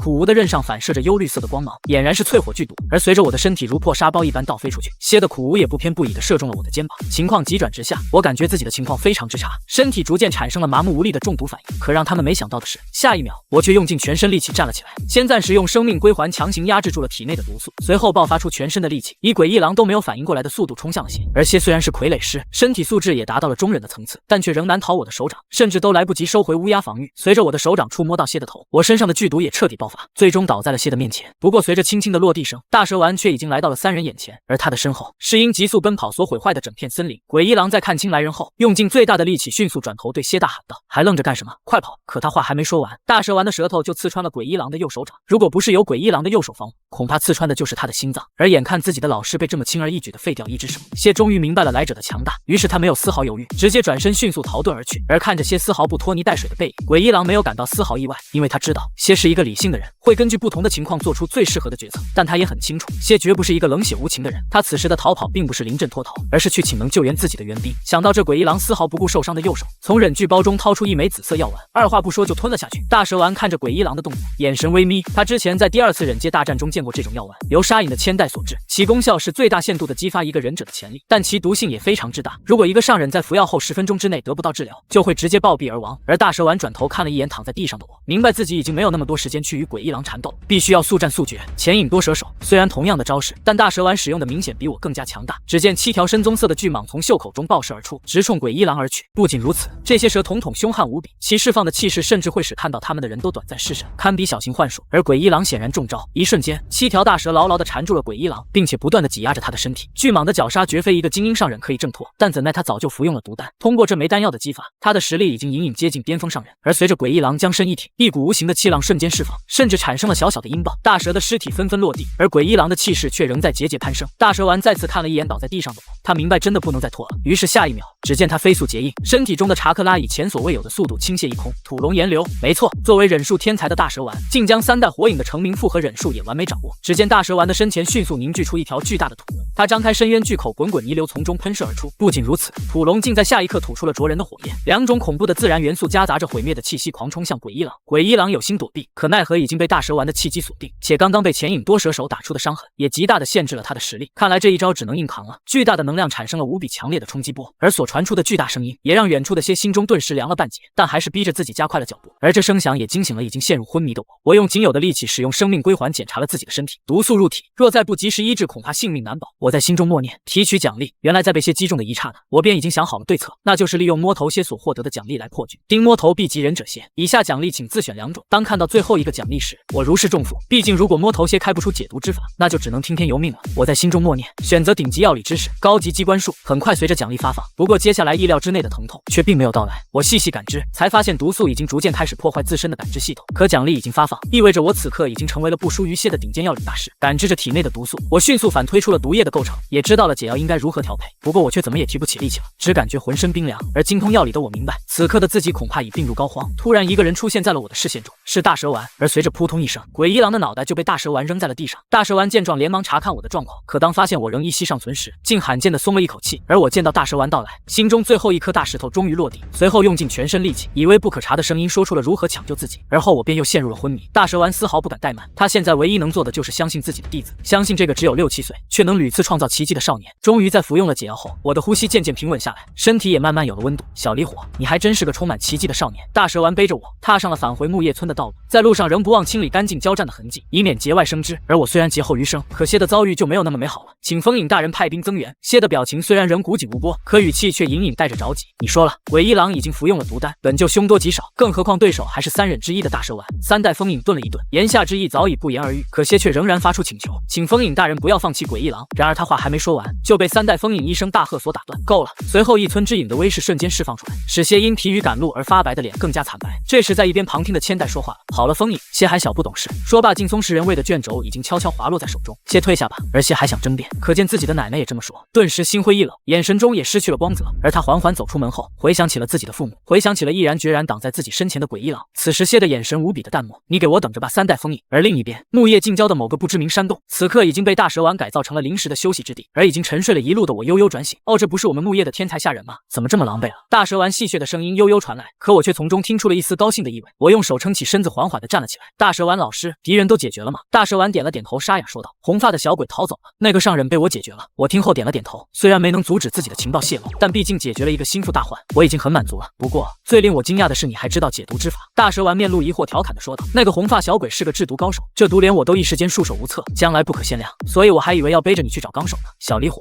你还真是令我惊讶呢。我听到大蛇丸由衷的夸奖，心中也不免高兴了起来，但我却并没有解释，反而是跟大蛇丸探讨起了这次战斗的收获。很快师徒二人休养片刻后，便又继续踏上了回村的路。而在木叶的火影办公室中，听完手下暗部的任务汇报后，三代火影拿过秘密卷轴，细细的阅读了起来。大胆，团藏啊团藏，你怎么能对兽茂下手呢？三代火影的心中升腾起一股怒火，叫团藏来见我。而此时此刻，团藏也从根部成员那里了解到了任务失败、卷轴被夺的消息。废物，真是一群废物。他一拳捶在硕大的办公桌上，激起一阵气浪。但思考片刻后，一道道命令还是被冰冷的传达了下去：撤回远程监视奇木兽茂的人，立刻派出4个暗部小队前往火之国与风之国的边境驻守，顺便搜寻死去杀影忍者的痕迹。可正当团藏有条不紊地布置善后工作时，火影的直属暗部却闯了进来。团藏大人，火影大人，请您立刻过去。而此时火影办公室内，猿飞日展正与昔日的好朋友针锋相对。可争论许久后，团藏却气急败坏地说道：奇木兽茂实力太强，是木叶的不安定因素，我这么做也是为了木叶。一派胡言。猿飞日展此刻也彻底动了真火，即刻起削减根部预算20%，根部减员30%。什么？日展你会后悔的。团藏，我才是火影。这句话犹如一记重锤般击中了团藏心中最脆弱的地方。随后团藏气冲冲地摔门而去。他在心中恶狠狠地想到：奇木兽茂宇智波离火，大蛇丸，我记住你们了。这件事情没完，虽然木叶暗流汹涌，可明面上却欣欣向荣，并且比以往更加热闹。因为此时正是万众瞩目的中忍考试，恭喜卡卡西成为木叶最年轻的中忍。考核官激动地说：这样历史性的一刻怎能不令人激动？而卡卡西的表情则依旧古井无波，他环顾四周，向围观比赛的观众说道：宇智波离火，我成为中忍了，快来超越我吧！一瞬间全场哗然，卡卡西竟公然喊话宇智波离火。天才与天才之间果然惺惺相惜。而正在被人津津乐道的我，此刻正在和大蛇丸赶回木叶村的路上。可我们却不知道，正是这次跟沙隐的冲突，竟让忍界各大国开始有了巨大的变动。而此时土之国的土影大楼中，一个身材矮小的老头穿着土影御神袍，正端坐在主座，正是3代土影大野木。他认真地听着岩影暗部汇报忍界的情报。哦，这么说的话，沙隐这次和木叶结下梁子。好，传我的命令，挑拨沙隐与木叶的关系，把水搅得越浑越好。然而岩影暗部刚要离开，大野木却又补充道：等等，你说木叶有个少年实力不凡，他叫什么名字？暗部沉思道：宇智波离火。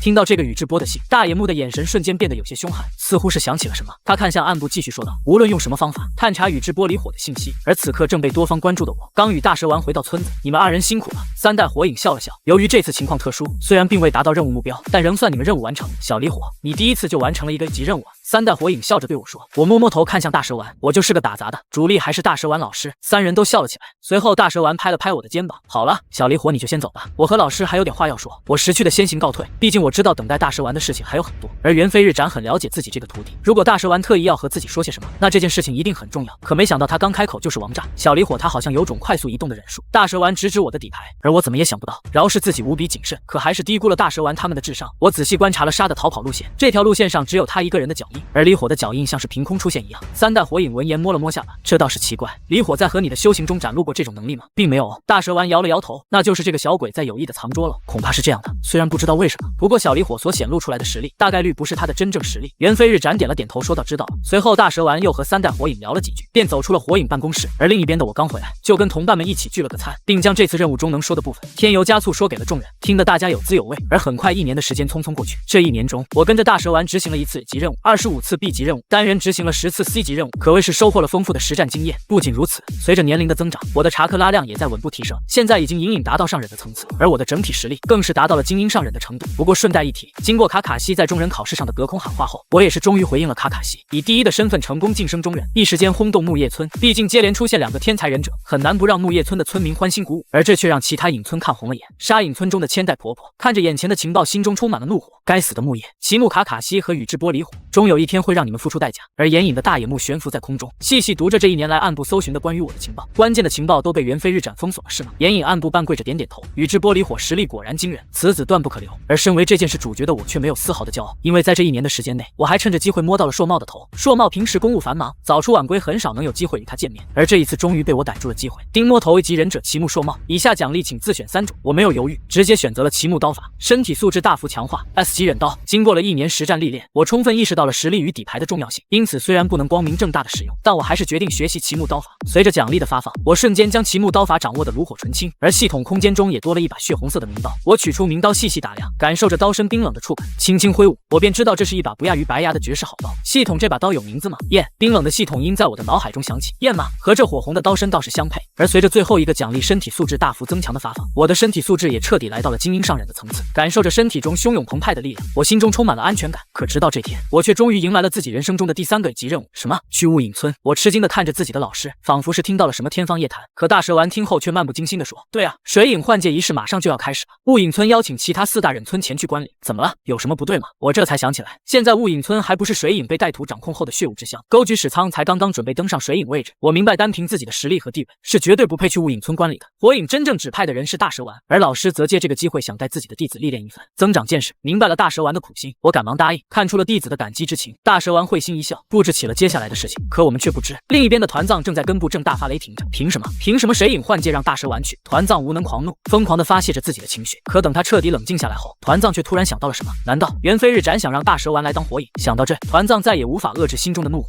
我为木叶鞠躬尽瘁，却被这样对待，绝对不行！说罢，他缓缓闭上双眼，仿佛在酝酿着什么阴谋。虽然大蛇丸一天研究不出木盾之力，他就一天不能动。但是如果把大蛇丸搞臭，让他身败名裂，只能为我效力，那岂不是两全其美吗？想到这，团藏阴恻恻地笑出了声。大蛇丸恃才傲物，导致任务途中天才少年宇智玻璃火意外丧命。哈哈，这个标题好。说罢，团藏猛然开口，传我的命令，根部情报部门快速运作，把大蛇丸师徒俩要出席水影典礼仪式散布出去。根部的一个队长在听完之后发问：大人，需不需要将他们的行程安排一并散布出去？可团藏听后却摇了摇头，说道：不用。这样的话反倒没人相信，毕竟他们只愿意相信自己打听出来的。而很快5天过去，我和大蛇丸便踏上了前往水之国的道路。可没想到刚出村，大蛇丸就看向了我：小离火，我问你，我们应该如何前往水之国呢？我明白这是老师在考自己，于是略微思索后便给出了答案。大蛇丸满意的点了点头，功课做得不错，但是这只是纸面上的理论。我不解地望向大蛇丸，不明白他为什么这样说。你看了关于水之国的情报，老师很高兴，但是你却不知道，在这5天里，我们要前往雾隐村的消息已经传遍了忍界。我闻言顿时目光一凛，这怎么可能？每个忍村的使者都应该是绝密的。大蛇丸点了点头，伸手从忍具包中掏出了一张忍界地图。不管怎么样，为了防止途中横生变故，寻常的路肯定是不能走了。我决定取到铁之国。大蛇丸的手指点了点地图上的铁之国，那里与火之国接壤，同样有通往水之国的港口。我点了点头，同意了大蛇丸的说法。另外，为了保险起见，我们还特意使用变身术，化身成了一大一小2位武士。这次的变身术施展的极为巧妙，如果没有上人以上的眼力是很难发现的。就这样，我和大蛇丸正式踏上了前往铁之国的道路。而另一边的岩影村土影办公室，一名暗部正半跪在地上，等待着土影下达指令。而被尊为土影的大野木仔细看着手中的情报，有意思，每个隐村的使者都是不传之秘，可现在木叶村却将他们的使者公之于众。暗部说道：会不会是木叶放出的诱饵？可大野木听后却摇了摇头，如果真是这样，那他们的目的是什么？我倒更倾向于是木叶内部出了内鬼，他想借我们的手除掉这2人。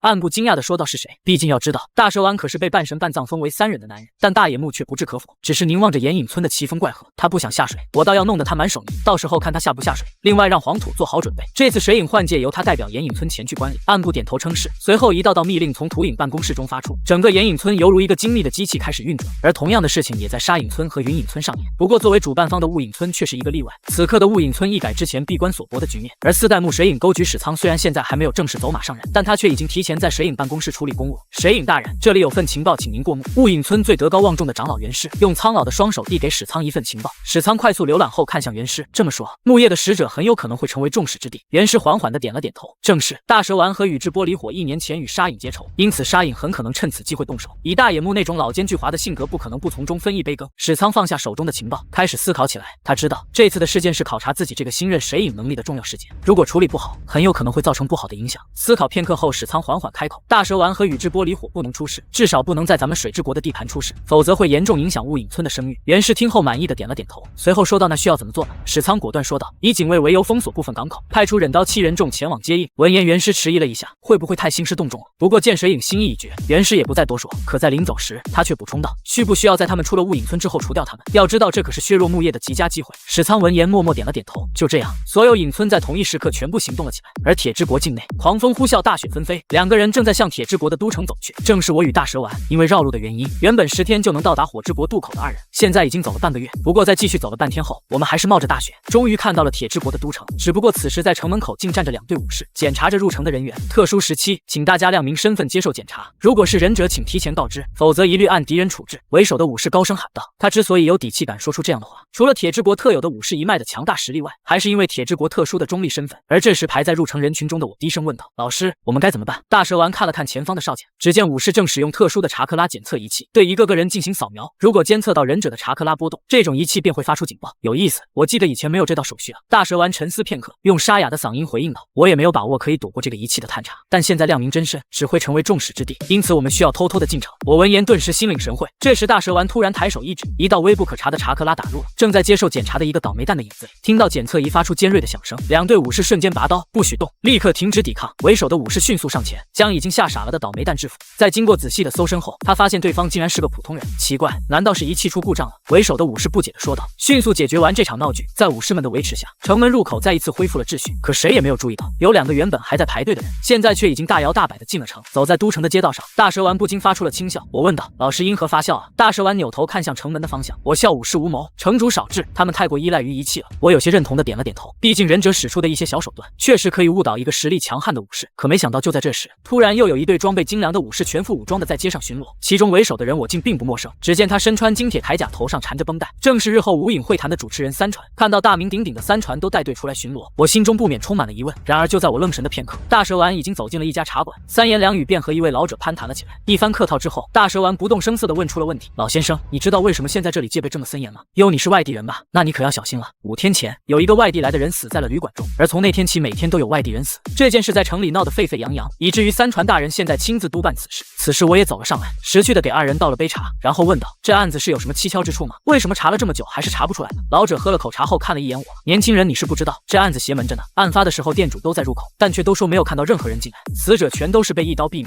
房间内没有丝毫打斗的痕迹。你说邪门不邪门？听到这，大蛇丸眼睛微眯，心中暗想，这件事情在普通人和武士看来确实蹊跷，可在忍者看来却是再正常不过了。打听完有用的信息后，大蛇丸便带着我出了茶馆。我激动地看向大蛇丸，自己心中的侦探之魂已经开始熊熊燃烧了。而大蛇丸也看出了弟子的激动，但还是毫不留情地说道：想都不要想，我们这次是来执行任务的，不是来当侦探的。我撇了撇嘴，算是认同了这句话。而大蛇丸没有拖延，径直带着我前往铁之国的渡口。虽然铁之国常年白雪皑皑，冰封万里，可由于港口有暖流经过，使这里成为了终年不动港。然而当2人径直穿过整座都城来到渡口时，却得到了意料之外的消息：真的很抱歉2位，由于100年一遇的暴风雪，前往水之国的轮渡暂时停运了，3天后可能会重新开通此航线，请2位见谅。得知了这个噩耗后，大蛇丸只好带着我重新返回都城。这下可顺了你的心。大蛇丸拍了拍我的肩膀，正色道：不过我们还是小心为好，虽然不怕，但是我也不想节外生枝。我点了点头，十分认同大蛇丸的观点。随后2人便回到都城的中心，准备找间旅馆住下。可殊不知当2人到达渡口的时候，就已经有2双眼睛死死地盯上了我们。而此时的旅馆内，为了安全起见，大蛇丸只订了一个双人间。在一通收拾休整后，时间来到了深夜，我躺在柔软的床上，2个眼皮忍不住的打架。而看出了我的疲惫，大蛇丸说道：你休息吧，今天晚上我守夜。我实在困得不行，便不再推脱，沉沉的睡了过去。而大蛇丸则安静的闭目养神，恢复精力。由于最近的连环杀人事件，整个都城都实行了宵禁制度，因此到了晚上，周围全都寂静无声。可就在这时，突然大蛇丸的脖子上竟诡异的出现了一条血线，很快随着扑通一声，大蛇丸的尸体倒在了地上。解决掉一个。黑夜中，一个透明的忍者缓缓走向正在熟睡的我，手中的苦无缓缓抬起。可不料下一秒，忽然一道犀利的刀光闪过，那名忍者握着苦无的手竟被齐齐切下。隐身忍者再也维持不住隐身的忍术，痛苦的喊叫声吵醒了还在熟睡的我。听到陌生的声音，我瞬间从床上弹射起来，一柄精良的苦无瞬间出现在了手中。眨眼间，我便摆好了战斗姿态。随着房间的灯忽然打开，明亮的灯光显示出了房间中的4个人，分别是在床上戒备的我，握着刀的三船，失去了手腕的偷袭者，还有抱着手臂看戏的大蛇丸。大蛇丸鼓了鼓掌，看向三船。铁之国第一武士名不虚传。三船也将刀缓缓收回刀鞘，但仍审视着我与大蛇丸。你们是大蛇丸和宇智玻璃火吗？为什么不以真面目示人？看到三船这么轻易便道破了自己的身份，我心中顿时一紧。不过接下来他的话却打消了我和大蛇丸的疑虑。隐藏身份不惜以偷渡的方式进城，来了以后直奔渡口，目的地则是水之国。符合这些特征的，只有最近身份被曝光的木叶使者大蛇丸和宇智玻璃火。闻言，大蛇丸笑了笑，不置可否。而三船接着说道：两位在城门造成混乱，本已是有错在先，不过老夫想请大蛇丸阁下帮个小忙，这件事我们既往不咎，如何？我闻言翻了个白眼，头一次听到有人人把请人帮忙说的这么天经地义。大蛇丸稍作思考后点了点头，说吧，什么事？三传目光一凛，一股凶煞之气扑面而来。我需要找到这群忍者的老巢，让他们死。大蛇丸闻言微微一笑，我也正有此意。说罢，他转头看向我，嘱咐道：“小离火，你留守这里，务必要看好这个人。”随后，大蛇丸和三传顺身而去，前去寻找偷袭者的老巢。我这边也并没有放松警惕，将屋内中布满陷阱，并且还在房间和偷袭者身上留下了飞雷神标记，力求万无一失。可等做完这一切后，偷袭者就因为失血过多昏了过去。我在用药物吊住他一口气后，摸到了他的头，丁摸头以及忍者中岛。以下奖励请自选3种。看着奖励列表中的迷彩隐之术，我大吃一惊。这个忍术并不常见，因为他在原著中唯一一次出现便是神屋皮桥任务中，岩隐村上忍凭借这个术略走了0，还砍伤了塔卡西。要知道当时的塔卡西刚刚晋升为上忍，一个连上忍都无法看破的隐身术何其宝贵，而这也就解释了为何这名忍者可以多次悄无声息地潜入旅店进行杀戮。我收回心思，仔细观察着奖励表，从中得到了2个关键信息：一是这个忍者绝对不是孤身前来，要想准确地找到我和大蛇丸的住所却不被2人发现，没有强大的情报网根本无法做到；而第2则是这个组织很有可能会再来，毕竟没有任何一个组织可以甘愿舍弃一个上忍。这么看来，看似轻松的留守任务实则充满了危险啊！我摸着下巴自言自语道，并且从奖励来看，这个组织是岩隐村的概率很高啊，毕竟爆出了这么多土遁忍术。想到这，我并没有着急领取奖励，反倒立刻加固了防御陷阱。在完善了房间内的陷阱后，我才开始选择奖励。我选择裂土转掌迷彩隐，身体素质中幅强化，奖励已发放。随着一阵冰冷的系统音响起，一股熟悉的疼痛感再次遍布我全身。此时已经到了后半夜，我谨慎地望着昏迷的中岛，然后同时开启简易仙人模式，不停地警戒着四周。而我依稀可以听到，在离这里不远的地方有打斗声传来，应该是大蛇丸与三传正在带人围剿偷袭者。可正在这时，一边突声，我清晰地感知到有5个人影突兀地闯进了自己的感知范围，有敌袭。想到这，我连忙摆出防御的姿态，而闯入者也知道自己被发现了，可他们却并未急于行动。只见其中4人飞快地移动到旅馆的4角，大喝一声土遁地洞合，随后4人的查克拉如瀑布一般倾泻出来，整个旅馆竟然随着周围的地面一同沉了下去。我瞬间感到天崩地裂，竭力稳住身形，可等看向窗外时，却见整个旅馆竟全被大地所包围，并且粗略观察，我发现地面沉降的高度显然不是自己可以轻易出去的程度，更何况还有4名忍者在上面把守，不战胜他们根本无法离开。可就在这时，突然第5名忍者出现在了我的感知中，他正在旅馆中仔细搜寻，很快便找到了我的位置。只见来者暴力地踹飞了我房间的门，然而下一秒，一阵火光与爆炸声响彻云霄。我望了望门口，原来那里有自己贴的50张起爆符，而那名自傲的上忍被炸断了双腿，浑身烧伤躺在地上奄奄一息，但我却并没有想要留活口，毕竟看守一个上人已经是我的极限了。随后我快速摸头，然后就用苦无终结了他的生命，没有丝毫犹豫。为了迎接接下来的战斗，我决定以战养战。快速浏览摸头奖励后，我选择了身体素质小幅增强和2个忍术。随着奖励迅速发放，我觉得自身的实力又强了些，不过我却丝毫不敢大意，因为我知道真正的恶战现在才刚刚开始。而此时在上方镇守的4名上人感应到了队友的死亡，没有更多言语，快速跳入下方，而我也果断离开了旅馆的房间，将中岛转移到了外面街道的空地上。这时4名上人飞速落在我面前，摆出了战斗姿态，而我看着眼前的4个上人，心中顿时警铃大作。只见这些上人都穿着统一的眼影制服，露出肃杀表情，默默将中岛守在身后。我知道一场大战一触即发，没有丝毫犹豫，4名眼影上人径直冲向我。可看着自己与眼忍的距离不断拉近，我却丝毫不慌。一柄特制的精良苦无瞬间出现在我的手中，只见我的右臂鼓足力气，大手一挥，那柄苦无便如闪电一般向着眼忍4人飞射而去。然而我的目的却不止于此，只见我双手飞速结印，用出了一个我自穿越以来就得到的，却一直没敢使用的忍术——手里剑影分身之术。只见原本孤零零的苦无瞬间一变时，十变百百变千，黑压压的苦无如钢铁铺雨一般冲向4人。而眼忍完全没有想到，尽管他们已经无比重视，可仍没料到眼前这个少年竟然一开始就显露出了如此强悍的实力。可此时的我也并不好过，一瞬间使用查克拉消耗如此之大的忍术，导致我没有更多的查克拉再次释放其他忍术。可这漫天的苦无就已经够这群上忍喝一壶的了。面对这种情况，4个人瞬间交换了一下眼神，随即飞速结印，土遁土流成壁。尽管已经释放过大规模的地洞河，但他们却仍有余力。只见一道比普通土流壁大数十倍的墙壁在4人面前飞速升起，将所有的苦无悉数拦下。看着深深嵌入土墙的苦无，4人心中一阵恶寒，必须要快速解决对手。可他们并不知道，这些嵌入土墙的苦无竟全部都有我的飞雷神标记。这时一直萦绕在众人感知中的打斗声渐渐停止，我明白大蛇丸和3传的任务将要结束了。而4名上人的表情也变得格外凝重，为了速战速决，他们快速结印，同时把手拍向地面，将最后的查克拉毫无保留地倾泻进面前的大地。土遁裂土转掌，话音刚落，我瞬间感到脚下的土地仿佛活了一般，开始了剧烈的震动。我不敢逞能，立刻调动查克拉，飞雷神之术发动。随着绯红色的光芒一闪而过，霎时间脚下的土地挤压而来，如同绞肉机一般切割着范围内的一切物体。感受着因裂土转掌而带来的强烈地震，眼忍4人缓缓吐出一口浊气，他们不相信在如此猛烈的攻击下，我还能够逃出生升天。可事实往往事与愿违，随着一声刀刃出鞘的锋利，带给炎忍无穷安全感的巨型土流壁上，竟然出现了一道巨大的斩痕，伴随着轰隆一声巨响，硕大的土流壁竟然被硬生生的砍为两半，而一道身影缓缓走了进来。只见我左手反握着飞雷神苦，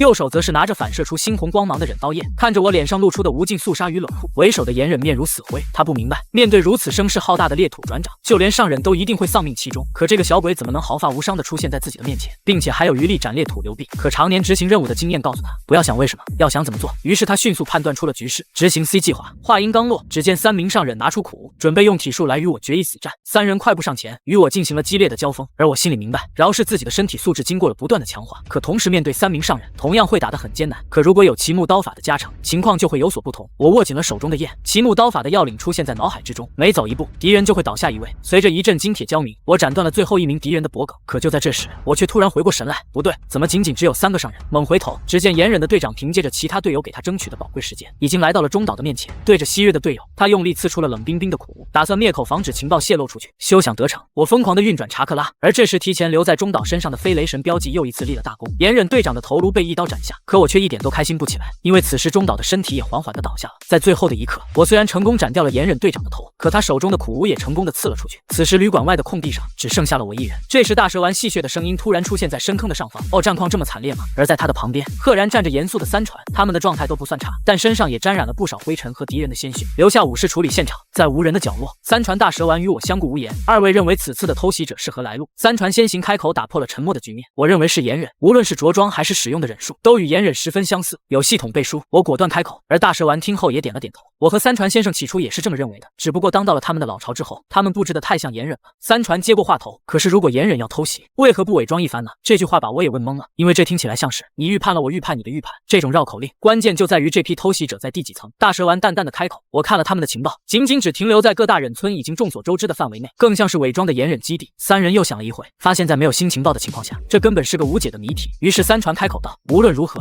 ，2位在铁之国遇袭是我的责任，我会手书一份情况说明递交木叶村。大蛇丸点了点头，算是认可了这种处理方法。事情暂时告一段落。之后的日子里，大蛇丸与我好好在铁之国休养了一番。很快3天后，因天气原因而停摆的轮渡重新恢复了运行，我与大蛇丸也到了离开的时候。然而正当2人准备登船时，大蛇丸却突然不动声色地拍了拍我的肩膀，低声说道：“3点钟和7点钟。”闻言，我不动声色地向这2个方向看去，果然发现了2队人马。而就在我将视线投向这2队人时，他们也同时发现了我。很显然，我们的身份早就被识破了。